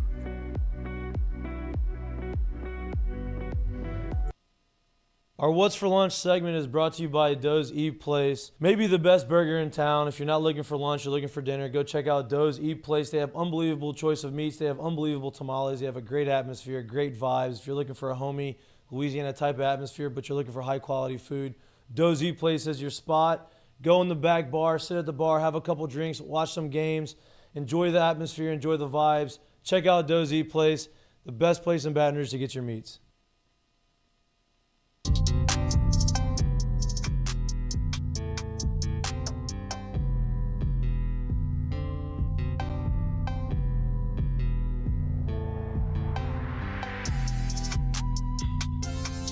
Welcome back to Miked Up. We are brought to you by Sterling Automotive. This bottle of champagne just appeared on my desk. I guess we should open it and pour the boys a little drink, right? Yeah. Jack, whippy? I'm sorry, you're not 21. You can't have one. Yeah. Oh! Hey, that sounded good. Opa. There's nothing better than that noise, maybe. The fresh crack of a beer. The fresh like this. pop of a champagne. I like this better than the beer. Absolutely. Like Me this too. pop. I don't even drink beer, so. But I will drink a Heineken from the keg. But a fresh champagne pop, I don't Yeah, think that you was a can bad beat. pour by me. I'm glad you didn't have me on camera when I did that. It's all right. Let's see if you can go twofer. You gotta let it settle. A lot of fizz. And then I saw John Taffer say that you want the head on the beer. You want that? That's what he said. That because you need that for it to create some flavor. Well, because I was of the assumption that you want it to be beer all the way to the top. see, now it's good. There you go. That's how carbonation works. Thanks for the science lessons. Jared, Well, can you give me one of the little Don't flutes? say you have twisted Can you thought give me one of about the little it. flutes? Go So ahead. I guess I'll get up. pour one for Lizzie? oh Floyd. Floyd? You want this one? Yeah, toss me that. I'll take the bottle. Oh, you want the bottle? Yeah, let's get Floyd. That's actually on. That's That's actually on par Yeah, for you. do that. That's on brand. There we go. Cheers, boys. Cheers, boys. Thank y'all. No, take the bottle like literally. Well, I don't want to drink all of it, but you should. Cheers. Thank y'all. To the squad. To the squad. Appreciate it. Appreciate it. Yes. Jackie, thank you. Appreciate y'all for celebrating my birthday with me. Wouldn't have it any other way. That's exactly what we planned to do. We all knew it. Oh, Lloyd, look at Lloyd. There we go. It's the What were we talking about before the break? Katie? But I guess my concern with this weekend is the physicality and not being able to utilize your athletes on defense that you need to use. Yeah. That's my issue. That's my concern. And that's what's funny about how this LSU year has kind of gone is that hasn't been the recipe until you started to see more of Howard Perkins. They got down in a lot of games. They were down Arkansas, Auburn, Mississippi State, and Ole Miss, and you would think that that's whenever they would be able to kind of scheme them out the game. And then when you saw what A&M did, that was the sole reason. Yeah, but A&M was the only team that's actually lined up in like kind of like a bit, not a big formation, but a more physical formation and say, hey, we're not going to spread you out. To finish, yeah. Too. Yeah. We're just going to keep doing it. Like, listen, you saw it later on in the game, like they had some plays on the outside where like they threw like a pitch, like they pitched it out or threw like a bubble, and Harold Perkins was flying around making plays. But that's like being able to, and look, I am not saying here that he can't do that.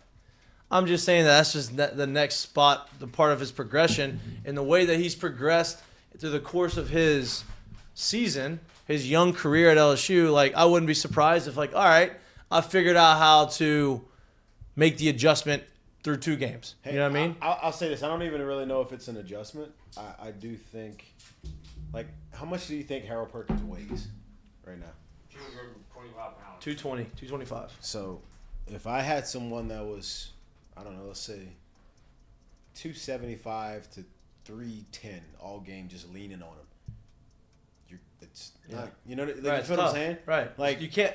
And the reason why I'm saying this is because, like, the only, and I don't want to do this unfairly, but like the only other person that we can compare this to recently, if you think about like the way he's played, the impact that he's had on the game, and the kind of the role that he's playing, reminds me of only one person right now.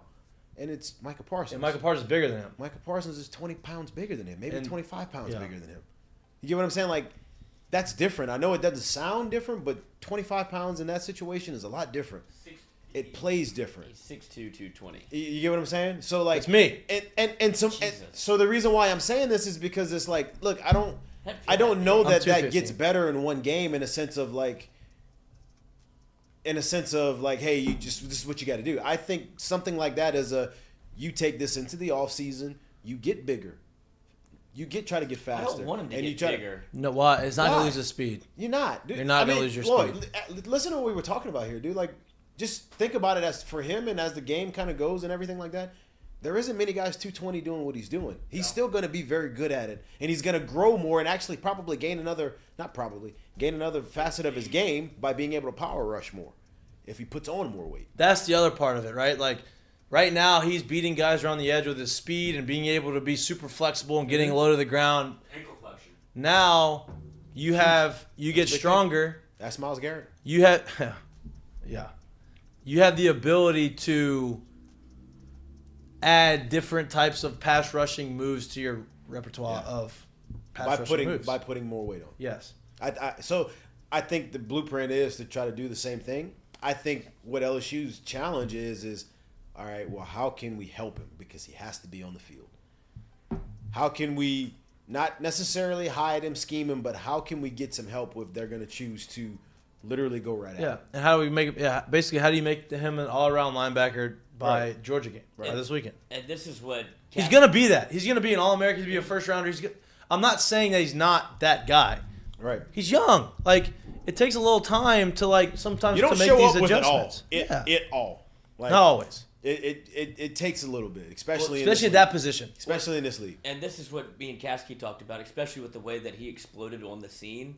He became an obvious mismatch for every team to where they're like, we have to scheme against a freshman. When they sit down and go through like the lineups and they talk about he That's is the first someone. person they He talk is, about. yeah, he is the one. Well, you that go they're look at talking just about. go look at what Kirby Smart was saying in his press conference, right? Like they're interviewing him. They are very aware of where Harold Perkins is. They're scheming to make he has said so. Basically saying, hey, we have to know where he is on the field at all times. Right. Because that's how much of a game changer he is. Now, that makes me think that, okay, they saw kind of the recipe last week, and that's kind of falls right into how they run their offense.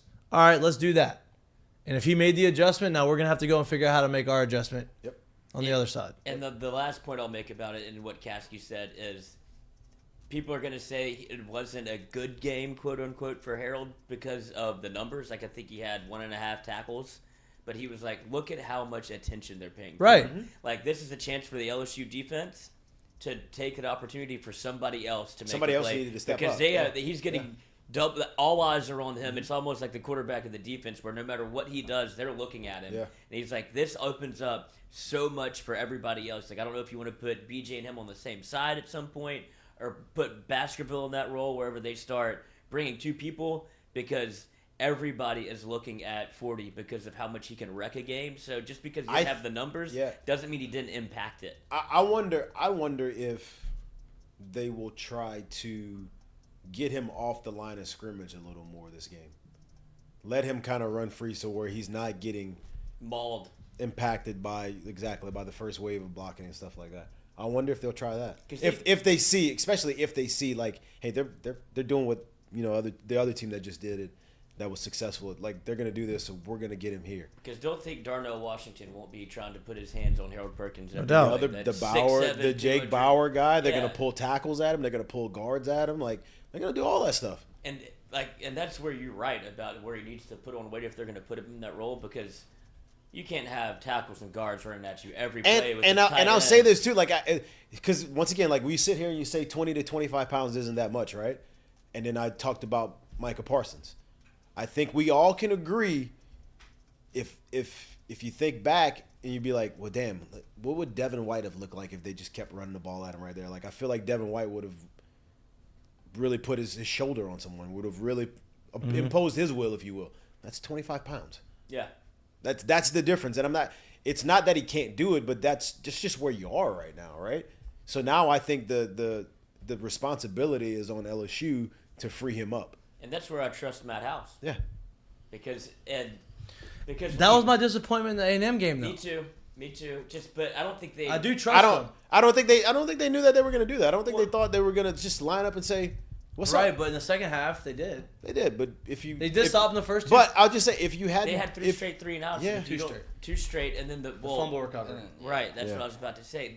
So Matt House did what Matt House does. Yeah. With the fumble. With the second half adjustment, right? But then they couldn't stop him again. Well, I think if you look at the game again, and I'm sure I don't know if I'm not watching that again. Yeah, I'll just say, dude, it's a perfect storm, man. Like everything, everything goes away. It was a perfect game. Well, in the sense of like we're saying, like I'm surprised Matt House didn't do anything then. Well, that's also like saying, well, damn, when they kept spreading everything out and they wouldn't put it to where they didn't want Harold to be on the field. I'm surprised they didn't foresee him like doing that. Now, I understand that, dude. That you're throwing a lot at an 18, 19-year-old kid and asking him a lot. They're trying to simplify it for him, right? Absolutely. So with that being, okay, so now they find a way, okay, well, if teams are going to do this, we got to not be able to do that. All right, we've done this for the next couple games, and now all of a sudden team says, hey, bro, we're going big and running it right at you all day.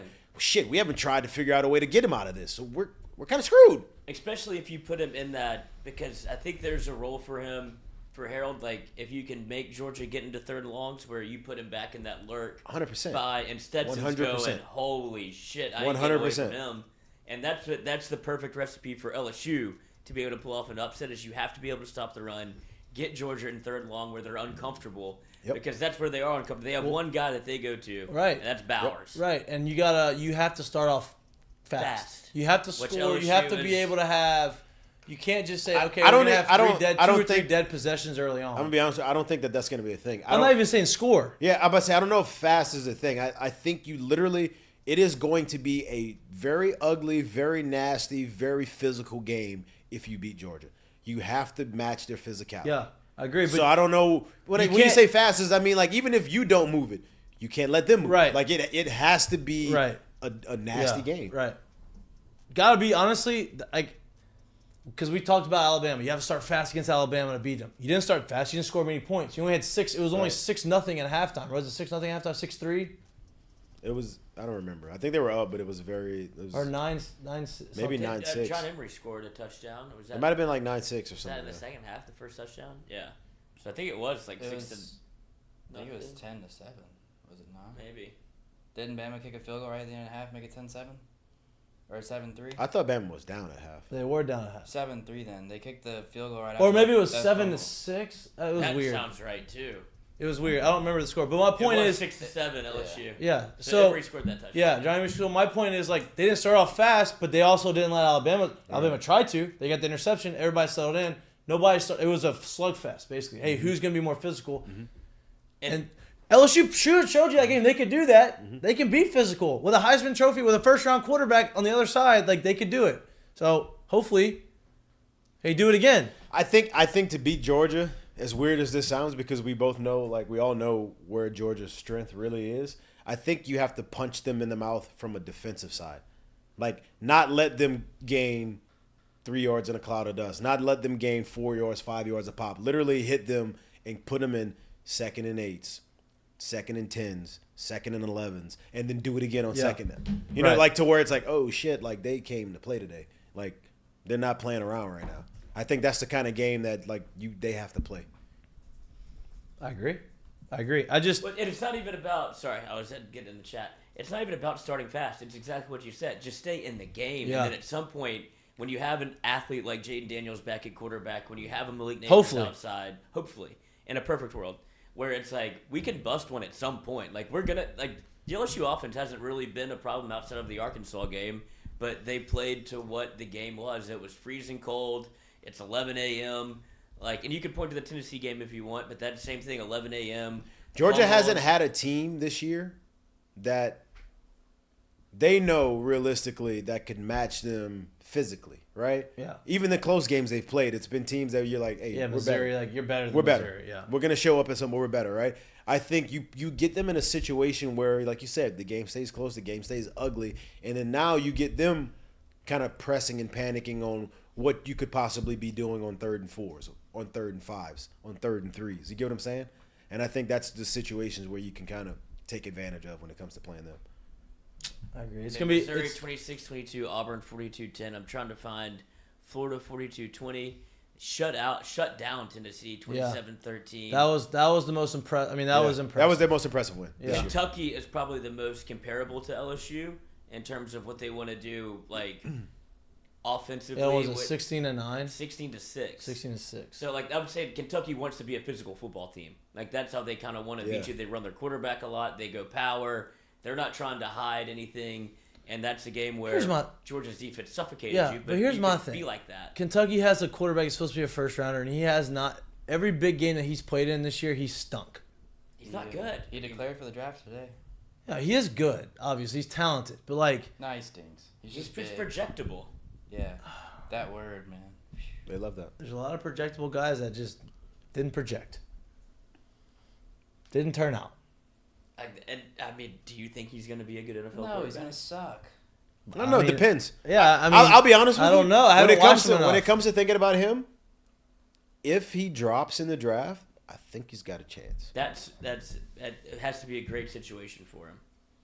I think if he's valued and he goes, Kenny Pickett can do at Pittsburgh. I think if he's valued and he goes as a high guy, like a top 15 to 17 pick, I think it's gonna be tough. Yeah, because he's gonna be a bad worse team. But if he goes like Kenny Pickett or a team that can draft him late and they have some pieces around him. Yeah. Maybe not play right away. 100%. Yeah. I think he's got a chance. For sure. Me too. But if he's going to be what they project him to be, like a top 5, top 10 pick. Where they're itching to, game 6, they're to put him in. Got to put him in. Oh, I think he's out of here. Last thing I want to talk about before Peter Burns comes on. Hopefully he gets in the... he's here right now. Oh, look at that. Wow. PB. Look at that. He's in here. He's in here. All right.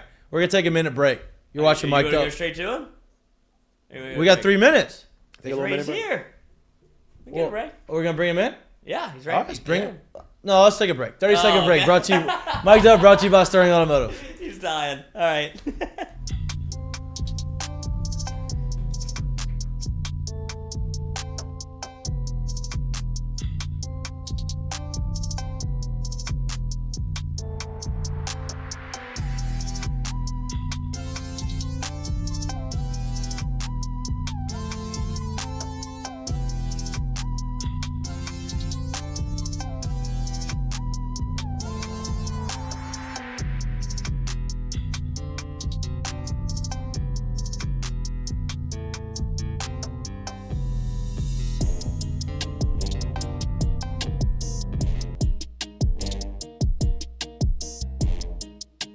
Today's show is brought to you by Dos Equis. Here in Louisiana, we like to have a great time. If you're looking to be the life of the tailgate, check out Dos Equis mini kegs. Hold 16 beers, easy to tap, easy to pour, easy to chill.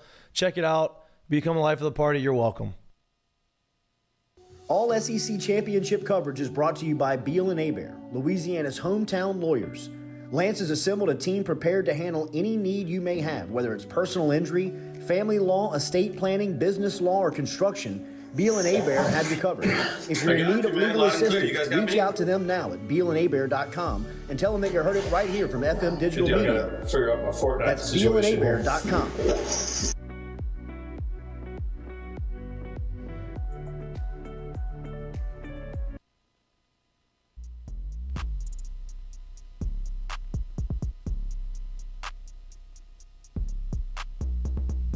Welcome back to Mic'd Up. We are brought to you by Sterling Automotive. I am excited to introduce our next guest, ESPN SEC Network studio host, Peter Burns. Peter, thanks for coming. I'm glad we got the time zone thing figured out, and it worked out for us. Dude, I'm such a dumbass. Hey, listen, I promise you're not dumber than me. I don't know, man. It might be pretty close here. But we're drinking champagne on set, too, so we're good. I need some of that. I'm trying to get the things where I'm not screwing up the camera angle so I look decent here. Yeah, so I mean, seriously, we were bringing the kids over to dinner tonight, and I'm like, all right, we got to hustle up to get to dinner because I'm going to get there early. I was meeting my parents who are Baton Rouge natives, and they live here in Charlotte now too. And I'm like, all right, this will be sweet. I'll get there early. We'll knock it out. And then I text you, and I'm like, oh shit! Like, I was like, hey, you made me panic. I'm like, wait.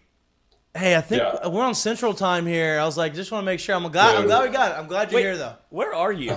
Dude, the A&M loss just completely screwed up my entire whole being of life. Like, I've just phoned it in this entire week because of that damn loss. Like, I'll just put it that way. Well, I'm glad that's a perfect segue into what I want to talk about. I think it took a little bit of the luster away from the game coming on this weekend, right? Because obviously you beat A&M, you have a chance to make the college football playoff, you get a chance to upset Georgia. Obviously the big hurdle was Georgia. Now fans are saying, because LSU fans are very reasonable and they're not emotional at all, and they really think that, we're all still good. But you go look at it now and you're like, oh, well, we can't make the playoff, or does this game really matter? And I think it really does matter. I think there's a lot to be said to go out there and upsetting Georgia. But how do you beat Georgia after coming off a loss like that? What is the recipe in beating it? Because we had a guy on from Georgia on Monday. He said, well, the recipe really is you got to throw the ball downfield, hope for some pass interference calls to move the chains. I'm like, well, I don't know if that's the case. I think that we could do a little bit more than that. I mean, that's feast or famine, right? I mean, you're going to have to. I mean, it's got to be some balanced parts of it. But I also look at it exactly what A&M did to beat us last week, right? Which was, hey, you get a bunch of good positive yards on first down and second down, and it felt like for the first half of that game that every time I turned around they had 3rd and 2. Right. I mean, and I mean that's obviously easier said than done. But yeah, I mean, again, the stars have to align. I mean, you go back and look at this defense and how good it is. I mean, over the last couple of years. I mean, Kirby don't play, man. Right. Kirby is. I mean, it's incredible. And Ringo's playing a little bit better. All those guys. I mean, now that that they're a little bit healthier. Again, what you got to do is you got to murk up the game a little bit, like just muddy the water. And you need Stetson to have a little bit of a gunslinger. And Stetson Bennett has a little gunslinger mentality to him, to where if all of a sudden you punch him in the mouth and you get him in the wrong place at the wrong time, you got to have that seed of doubt. I will say this, though, and Kirby does a good job of having his guys prepped week to week. I don't think there's an overlooking factor, but the fact that LSU is not playing for a college football berth, I think takes a little bit of luster, obviously, out for LSU fans. But I think it also, in a certain way, I can see Georgia fans looking at this going, well, dude, we're in no matter what. Right. Like, and Kirby doesn't coach that way. But there is some inkling of that, of going, all right, it's like playing in a golf tournament. You got a couple mulligans in your pocket, like they're in a good spot. I mean, they're outside of them just getting their ass beat 63-31 or whatever like that. Like Tennessee got to South Carolina. I mean, they're in the college football playoff. Right. Yeah. No. You talk about how good and how elite their defense is, right? I think everybody knows that. Everybody knows that Kirby Smart is a defensive guy. Mm-hmm. They've had elite defenses. It seems like, now obviously you have Bowers and you have Washington, you have all the tight ends and you have those guys. It seems like their offense is containable. I don't want to say stoppable, but it seems like you're able to play with them defensively. Now obviously you have to play a little bit better than you did against A&M. You can't just get run through and not be able to have them in third and longs. Am I off base in that assessment, or is that? Yeah, I think it's complementary. Yeah. I think they probably do as good of a job as playing complementary football as anybody. And you go back and look at when they were really good in 2017, they probably ran the ball a little bit better then than they did now. I mean, they had Sony Michel and Nick Chubb there. The tight end situation is much better this year. But, I mean, they don't have I don't believe A.D. Mitchell is going to play. That's their burner. That's the guy that can take the top off the defense right now. And he hasn't been available to play for more than a handful of plays this entire season. So, yeah, are they a little limited? Yeah, but then they'll just, it's death by 1,000 paper cuts, man. Right. What they're going to do is they're going to try to win the field position game. They're going to play suffocating defense, and they're going to wait for you to make a mistake. The lucky part about it, other than, Jaden having that first fumble, he hasn't made a whole lot of mistakes. And now I'm still trying to figure out, and I'm telling you, I've texted as many people as I know, and you might know, I'm sure you being in the 225, you know it better than I do. It is like state secret about, the health of Jaden Daniels coming up right now. I mean, like, legitimately people I normally would talk to, they're like, bro, just don't, ask me any questions. Just don't ask me about Jaden's health. So, I think that's truly kind of a game-time decision at this point. And if he can't play, man, as much as I want it for Nuss, that's tough because Daniels has shown he's a tough SOB. Especially, man, I thought he was out for the season like 2 or 3 times in the last part of that game. Yep. Yeah. And not the scary thing. This is a very big hypothetical that I posed earlier in the show. Is if Jaden is out and he can't play, which I think he is going to play. I don't know. Nobody's told me that, but I think that he is going to play.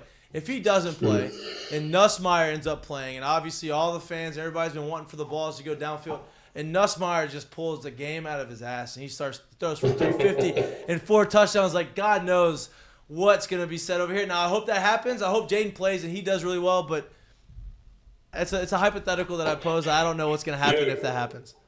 And I will say this, though. There's part of me that's already convinced myself I'm okay with them losing because we're beyond every aspect that I thought that we'd see Brian Kelly in 1 year. Like, if you would have told me, like, at the beginning of the season, you're going to go to Atlanta, I go, F you. Like, I'm not even – don't play the rest of the season. Like, it's fine. I'll take that. I don't care what happens. What happens, though, if all of a sudden you just catch lightning in a bottle and you win, then the A&M loss is really going to just murder me. Right? Yeah. Like, there's a part of me, and I listen, I love LSU with every fiber of my damn body, right? But, like, a part of me is like, I kind of want to be okay with them just being damn dominant, but showing that we can play, that we're not that far away, so where BK could be like, hey, man, calls the recruit and go, if I had 2 of you guys, it's a game changer. This is what excellence looks like. Nah, screw that. I want to be just win the game. Just win the damn game. Jay, you got something for him? Look, I got a question. Lloyd's going to actually love this. So we obviously know how good Georgia is on defense. We know how sound they pretty much are on offense, right? and then you sit there and you watch the game. Could what has been LSU's Achilles heel pretty much all year, do you think inside that building right now there is a huge emphasis on, I'm not necessarily talking about trick plays, but on literally making winning plays over and over and over again on special teams? Do you think that could play a huge factor in a game like this where, like you said, they play a game of death by 1,000 paper cuts?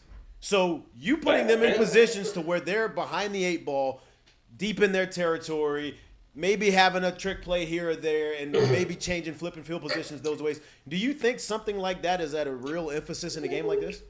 I mean, it's kind of a, throw everything in the kitchen sink. And I got to look no further than what South Carolina was able to do. Like, they legitimately won probably 3 games this year on special teams. Right. Yeah. Legit, special teams, like the way that they were pinning people down, not causing fumbles, not being penalized. I mean, if I see another kickoff go out of bounds, I'm going to God. Can we stop angle kicking the ball? We can't do it. Let's just stop doing it. Again, I mean, I understand why they want to do it, but again, it's just we can't pull it off, right? So that's just brutal. Yeah, I mean, I listen. Part of the other reason why South Carolina has success against Tennessee and Clemson is because they didn't think they really necessarily had a whole hell of a chance. So Marcus Satterfield came out here as their offensive coordinator and says, "Man, we're going to throw everything in the kitchen sink at them. Let's be aggressive. Let's go have some fun. And if all of a sudden we punch these guys in the nose, hey, do they kind of get stung a little bit? I mean." The only issue that I have, though, too, is that they've been in enough dogfights, no pun intended, that they're not scared. This would be one of those situations where all of a sudden they looked unbeatable like they did last year, and then Alabama came in there and gave them like an uppercut early, and they were woozy. Like they didn't know what to do. Stetson looked really kind of questionable that game. I don't think that they're built that way, man. And it's interesting to watch Kirby coach this year, because I feel like Kirby had a lot of pressure on him last year because of 2017 and second and 26, and he screwed up some big games. And he was nervous all season long. He seems eerily comfortable with this team. Like the way that he coaches, he's not dropping F-bombs every other word. I mean, he's coaching them up, and I think he's matured a whole hell of a lot as a coach. And there's no more pressure because he already got that one in the bag. Now, and look, I think you're 100% right about that. I do think like the Alabama game last year kind of, like you say, got punched in the nose and they were kind of taken back on it. I do think that they have, matured to a sense of, like you said, Kirby, he loves them. He's very confident in what they can do. I think the punches that they've taken this year have come from teams where I really, truly don't feel that they've felt scared of. Yeah. Right? And I don't think that they would look at an LSU team that way. Right. And I don't think they would look at an LSU team that way. So I personally think, like, that's a huge factor, because what if a team that they see that could possibly be on their level punches them that way? Do they react the same way? Are they still as calm the same way? Yeah. Yeah, I mean, go back and look at. I mean, they absolutely just crushed Tennessee, right? And that was Tennessee's big game, right? Same thing about Florida. Like, they played down a little bit to their competition, but again, I think it's going to be a good game. Again, I don't see Georgia being able to blow them out, right?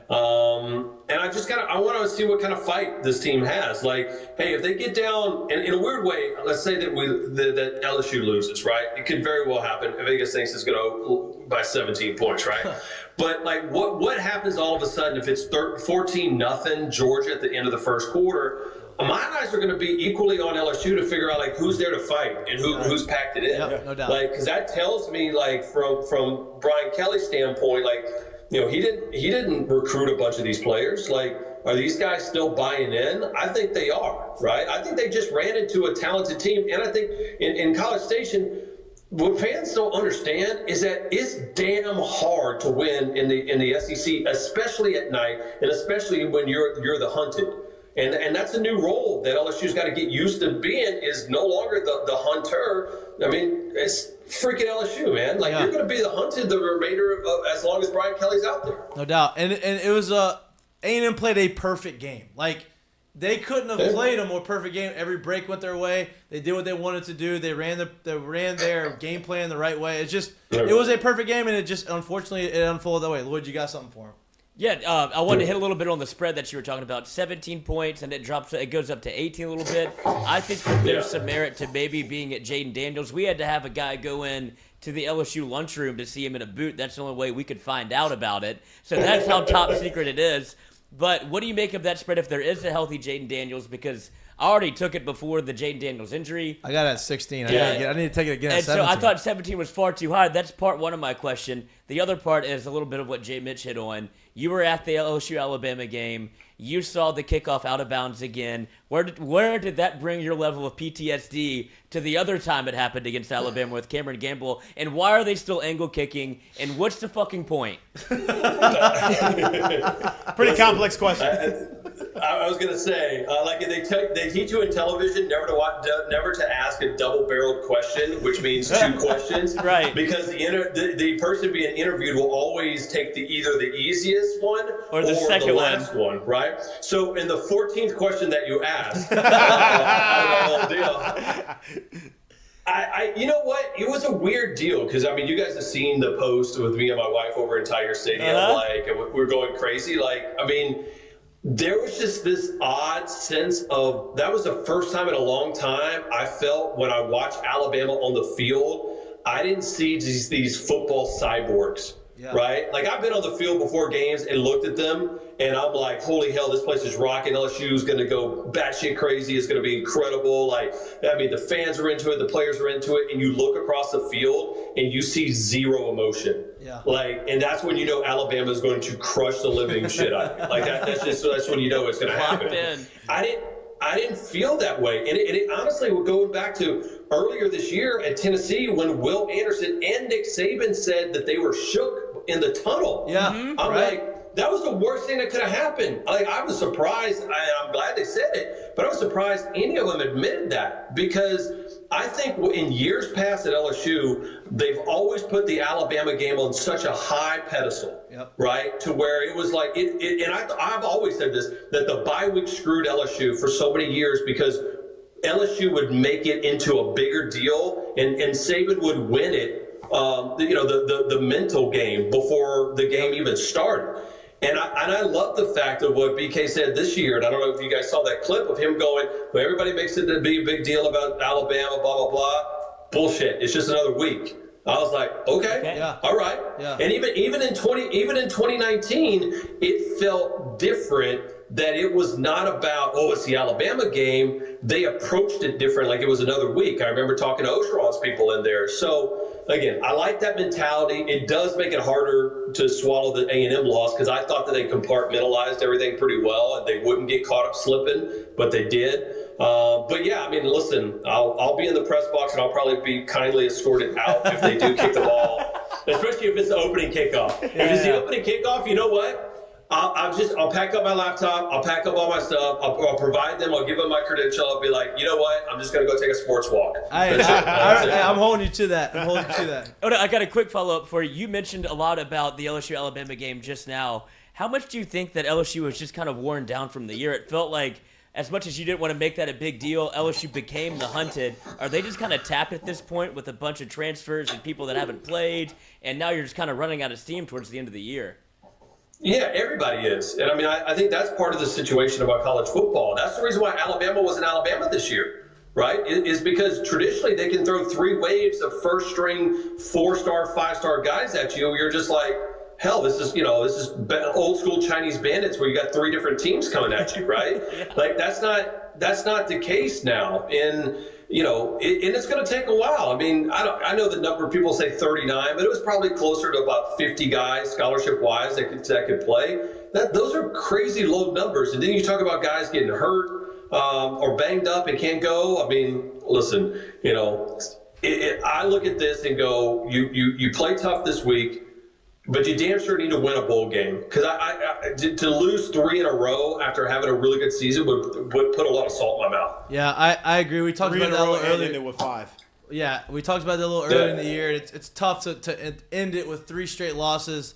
Peter, I appreciate you coming. Before I let you go, the college football playoff poll came out last night. Obviously, a lot of people were pretty pumped or pretty disappointed. LSU dropped to 14. To me, listen, they lost an unranked team on the road. Like, whatever. Like, they're not going to make the playoffs.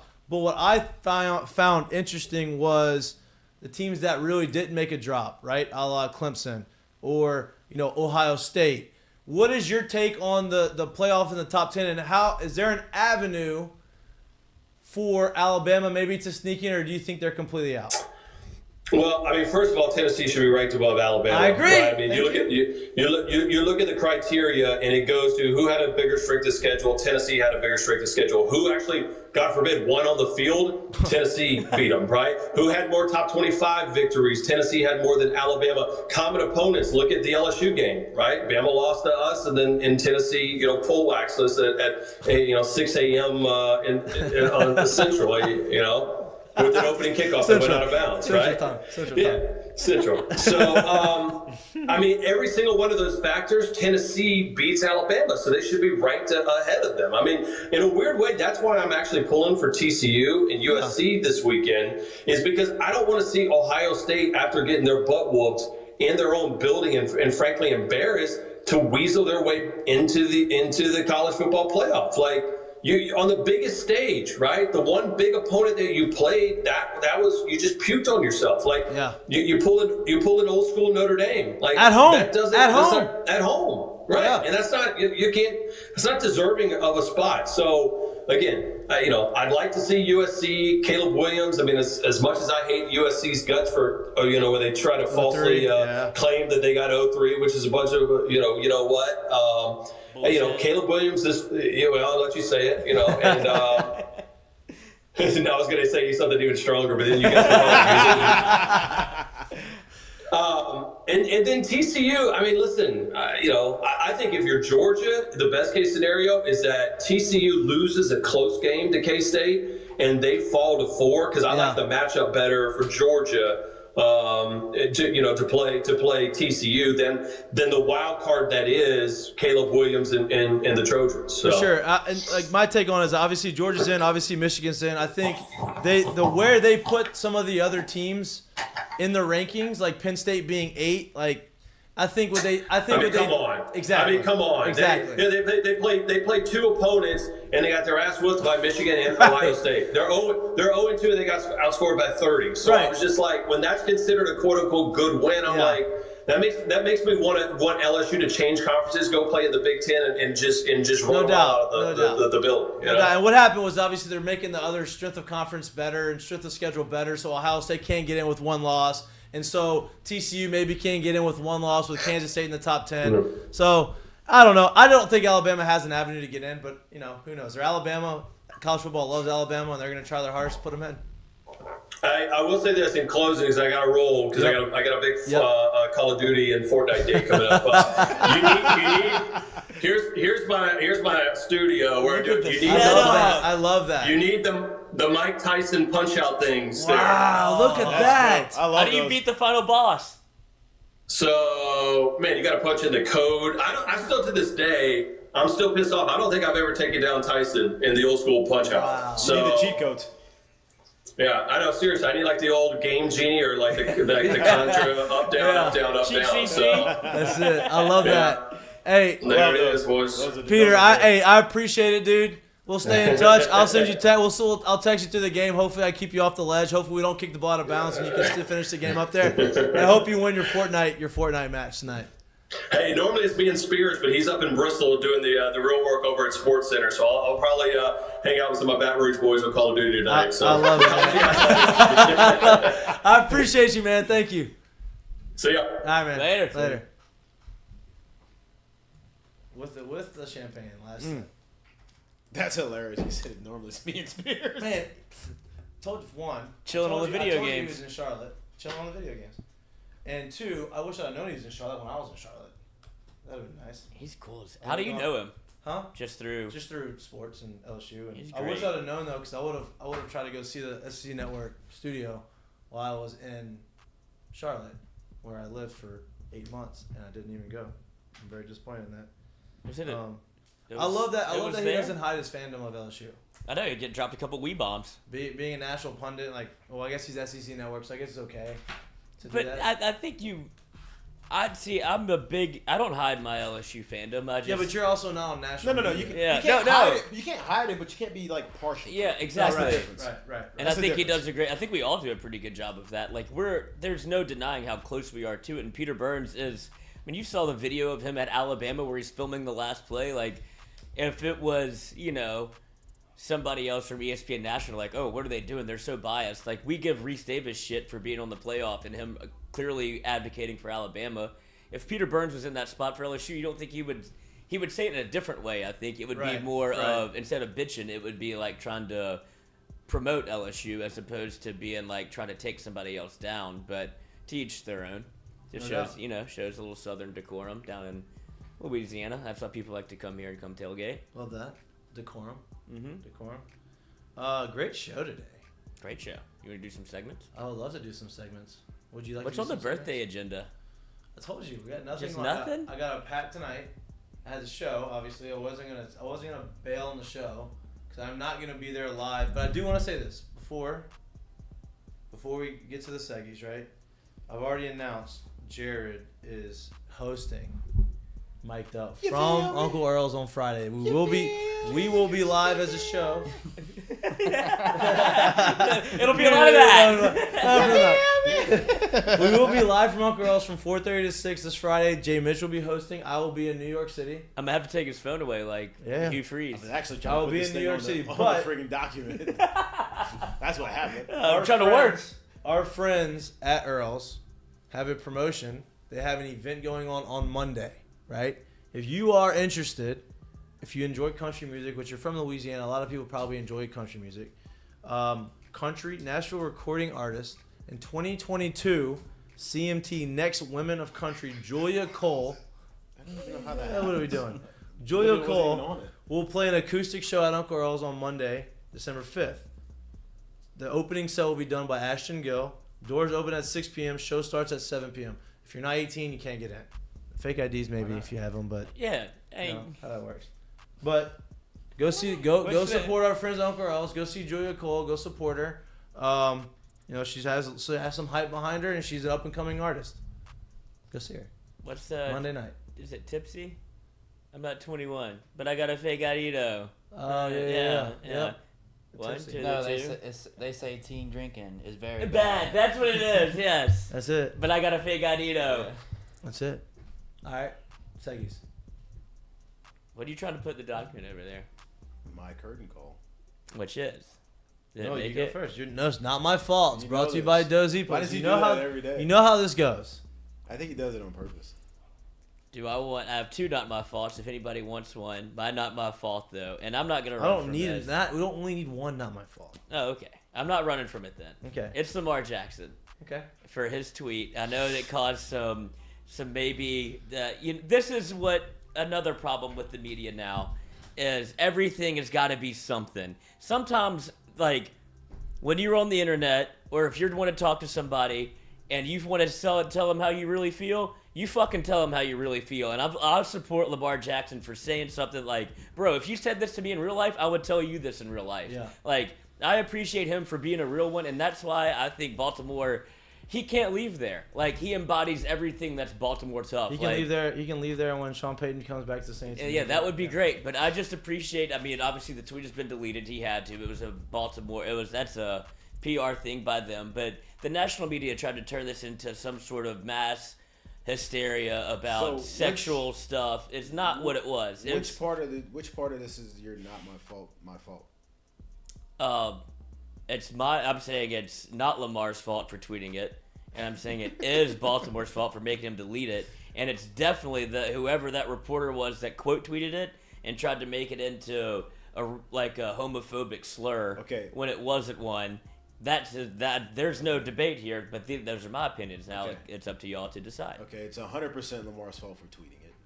Some things are Damn. Some things are better left unsaid. We get it. Like I understand, right? You can feel a lot of things. Some things are just better left unsaid. I think he's tired of people speaking on his name. That's fine. Like, no doubt. But just like the guy wouldn't say it to his face, and like why you're not in his face, so why you need to tell him?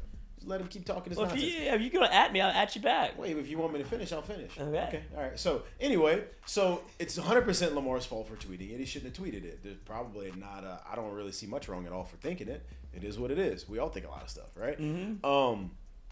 Secondly, I'm with you on that. I didn't see it as a homophobic slur. I'm if someone wants to enlighten me, I'm kind of confused as to how you bring that to a homophobic slur, right? With that being said, at the end of the day, you got to be a pro. You're all feelings. Got to be a pro. It is what it is. I understand how you feel, but you gain absolutely nothing by tweeting that to him. Right. Maybe a little street cred. Whatever. Yeah, that's Lamar is always going to be him. But Lamar already has street cred. Yeah. So like that, there's not much to be gained. He would have just done better, letting that slide, letting it roll. No sweat off his back. For sure. I just think it's gotten to a point where people feel like they can say things to athletes. No doubt. It's been at that point. It's always been there. And Lamar's just never going to let Lamar. The things and KD, you hear on a field, I would never say to the person checking me out at Albertsons. Yeah. Just not a thing. Just not a thing. So it's always been that way. It's always, time and place. There's nothing new, Like, you just, as the guy that's responding, if you choose to respond back, you just, as time has progressed, it's kind of always been that way, but you just have to know when you can't respond to him. I just respect him for on a public platform. It's probably not the best. with somewhat of profanity, probably not the one. Yeah, but Lamar's a real one. He just does it. I don't think that's even questioned after this. Yeah. He's probably done. He's probably done with the Twitter after that one. But I'm just saying, I respect him for finally, nobody ever says what they actually want to say on the internet. And you can't. I know. But I can't. Only the trolls do. Right. And that's what I'm saying. Okay, you want to go to that level? I'll go to that level. I'll go play in the mud with you. Only time you can do that is if he has something to lose. Yeah. And he has lots to lose. If you have nothing to lose. If you have something to lose, you just... Right, because he's got a contract year and all that stuff. I'm sure it'll come up. But I just thought it was... Sometimes people need to be put in their place. And I agree with that. Lamar, especially after a loss. Yeah. All right, current calls. But his place was... No one would have known him or about any of it had Lamar not responded. Right. So he would have been in his place, really. Right. And my curtain call. Assured Partners. Assured Partners. Frankie Harris. And me. Mikie Mahtook, the birthday boy. If I wanted to take the easy way out, that would be my curtain call, but it is not. Thank you. My curtain call is to my guy, new American hero, Christian Pulisic, for tweeting from the hospital bed after getting both of his nuts smashed in, and to the point where he had to go to the doctor, and then still tweeting from the bed like he just woke up the day after Thanksgiving, whenever your boy gets his stomach pumped and has to be in the ambulance. It's a great shirt. And he's like, I'm so proud of my guys. I'll be back. I don't know if I've never had that feeling of my buddy getting his stomach pumped in his back. You've never had not even stomach pump, but had to leave the bar early. Yeah, puke and rally. Yeah, and then he's like, I'll be back tomorrow. It's like, probably not, but I appreciate you still for the support. Go smash. But this guy tweeting this from the hospital bed, he is the new face of American soccer. If he wasn't already... There's 16 teams left, and America's one of them. That is unprecedented, and this is your guy. And they didn't make it to the last World Cup. No. And they're the field of 16. But I didn't know what his personality was like. Yeah, this tells me everything I need to know. Cheers. My curtain call is what I was, what I is it here? Kindly interrupted the latter part of the show with, trying to put it in the document. But my curtain call is to, I don't know his name, so my apologies for not knowing his name, but the reporter that sat down with Dion asking him in a very unique, joking, lighthearted, but literally asking him over and over and over again, are you going to Colorado? And Dion did obviously a great job of responding to it, but his way of doing it is why Dion did it. If you hadn't gotten a chance yet, I don't know if Lloyd's going to play it right now, but it's actually really funny, I thought. So my curtain call is to him, because that is, to me, how you lighthearted ways. And you kind of endear yourself to the guy. Endear yourself to the guy. There's no respect lost, and there's no, why are you hammering Colorado? I'm going with you. We going to ride together. We got my favorite team is Kansas City Chiefs. Yeah. Next week they play the Denver Broncos in Colorado. I'm going with you. We going to ride together. The face. Go. Now that's a good one. That's a good one there. I got to admit, now that's a good one. That's a good one there. Come on, sit. That was a good one. Come on, sit back down here. Come on. So why you going to do your boy like that? No, I I never been there. And I'm going. Well, I'm going next week when the Chiefs play Bronco in Colorado, Denver, Colorado. What you trying to say? I just want to know. Can we ride together? Where am I going? What do you think? Well, let's go. So they're playing this week. My team played the Bengals. Coach, I'm just asking. Coach, you told me. I ain't tell you what. You told the fella. They told the man they'll ask a question. He asked a question, and he asking all this stuff about your beard and all that. He said, but when I asked you, can I ride with you to Colorado?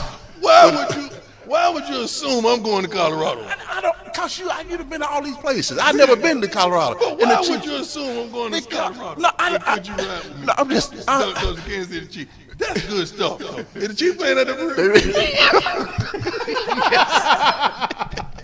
Season be over with. And look, the season be over. So we go together, Coach. No, you got to stop, man. Okay. This is good, though. I got to admit, this is your best one up. This is your best one up. You thought that thing got dog. You thought that thing got. I did. You thought that thing. I asked you no questions about none of that. I appreciate it. But Sam, this was a good one. You heard this one, Sam? That's great. awesome. I love it. I love that. Deion's gonna be great, man. Deion's very too much personality to fail. Yeah, and I mean, you're naive to think that he doesn't know how to coach football. Yeah, he motivates guys and So I'm all for it. Cincy making the last minute. So I like that. That's the best job on the list of the three, obviously. All right, my current call. I'll put it in there. It's the one that's highlighted in black. I don't know why I did that. So I've talked about it before. I've commented. I don't tweet much on my personal account, but I tweeted about this. I actually on your burner. On my burner. If that actually says my name with the blue check mark. My Dub account's not your burner? No. Damn. Yeah, I thought you'd been tweeting that. I thought she ran that account. But I talked about how Lane Kiffin's so good on Twitter. And how great he is on Twitter and how funny he is on Twitter, right? If you don't know, you already got on there. You pulled it up. Yeah. So you don't know the background. Hugh Freeze has gotten himself some issues because of social media, and he comes out and he makes a comment. He's a quote in the interview says, "I feel like this is, and no offense to another school or anything, I feel like I've leapfrogged where I was at that time at Ole Miss by being in this family and this culture here. I see this as one of the top 10 football programs in the nation." And Lane Kiffin, being Lane Kiffin and being very good at Twitter and social media, responds with that. Oh, I never read it.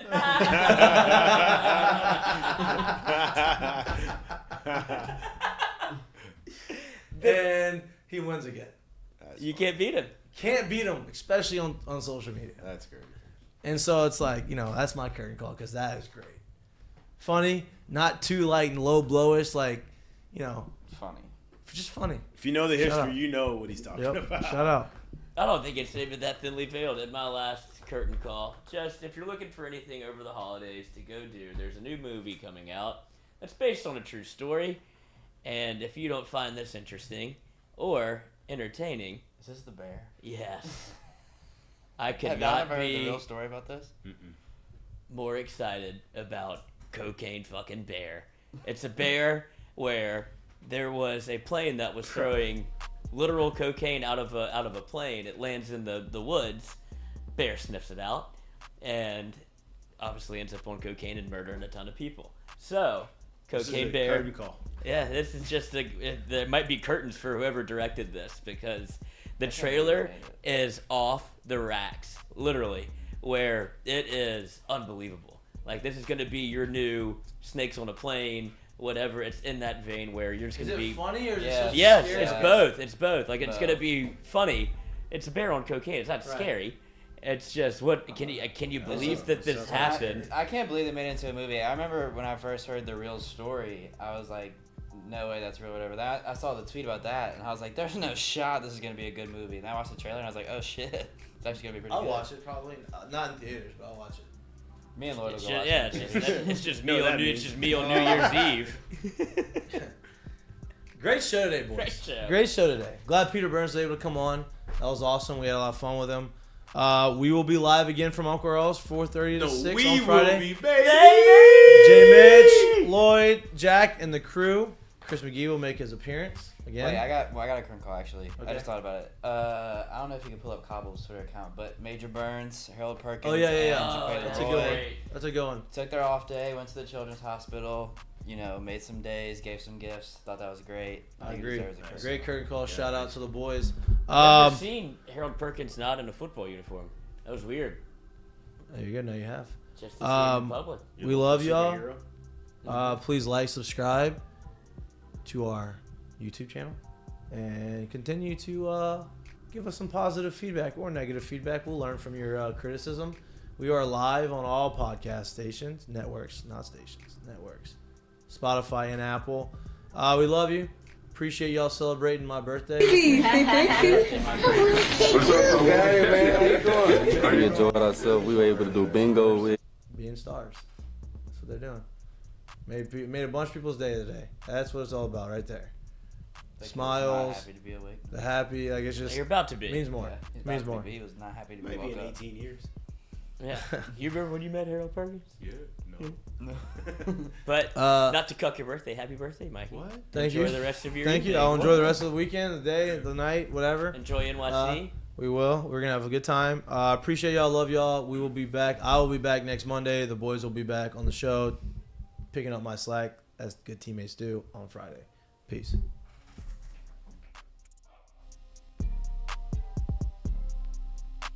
Thank you. What's up, man? How you doing? We enjoyed ourselves. We were able to do bingo. We were able to give away sign balls. What's up, Carter? And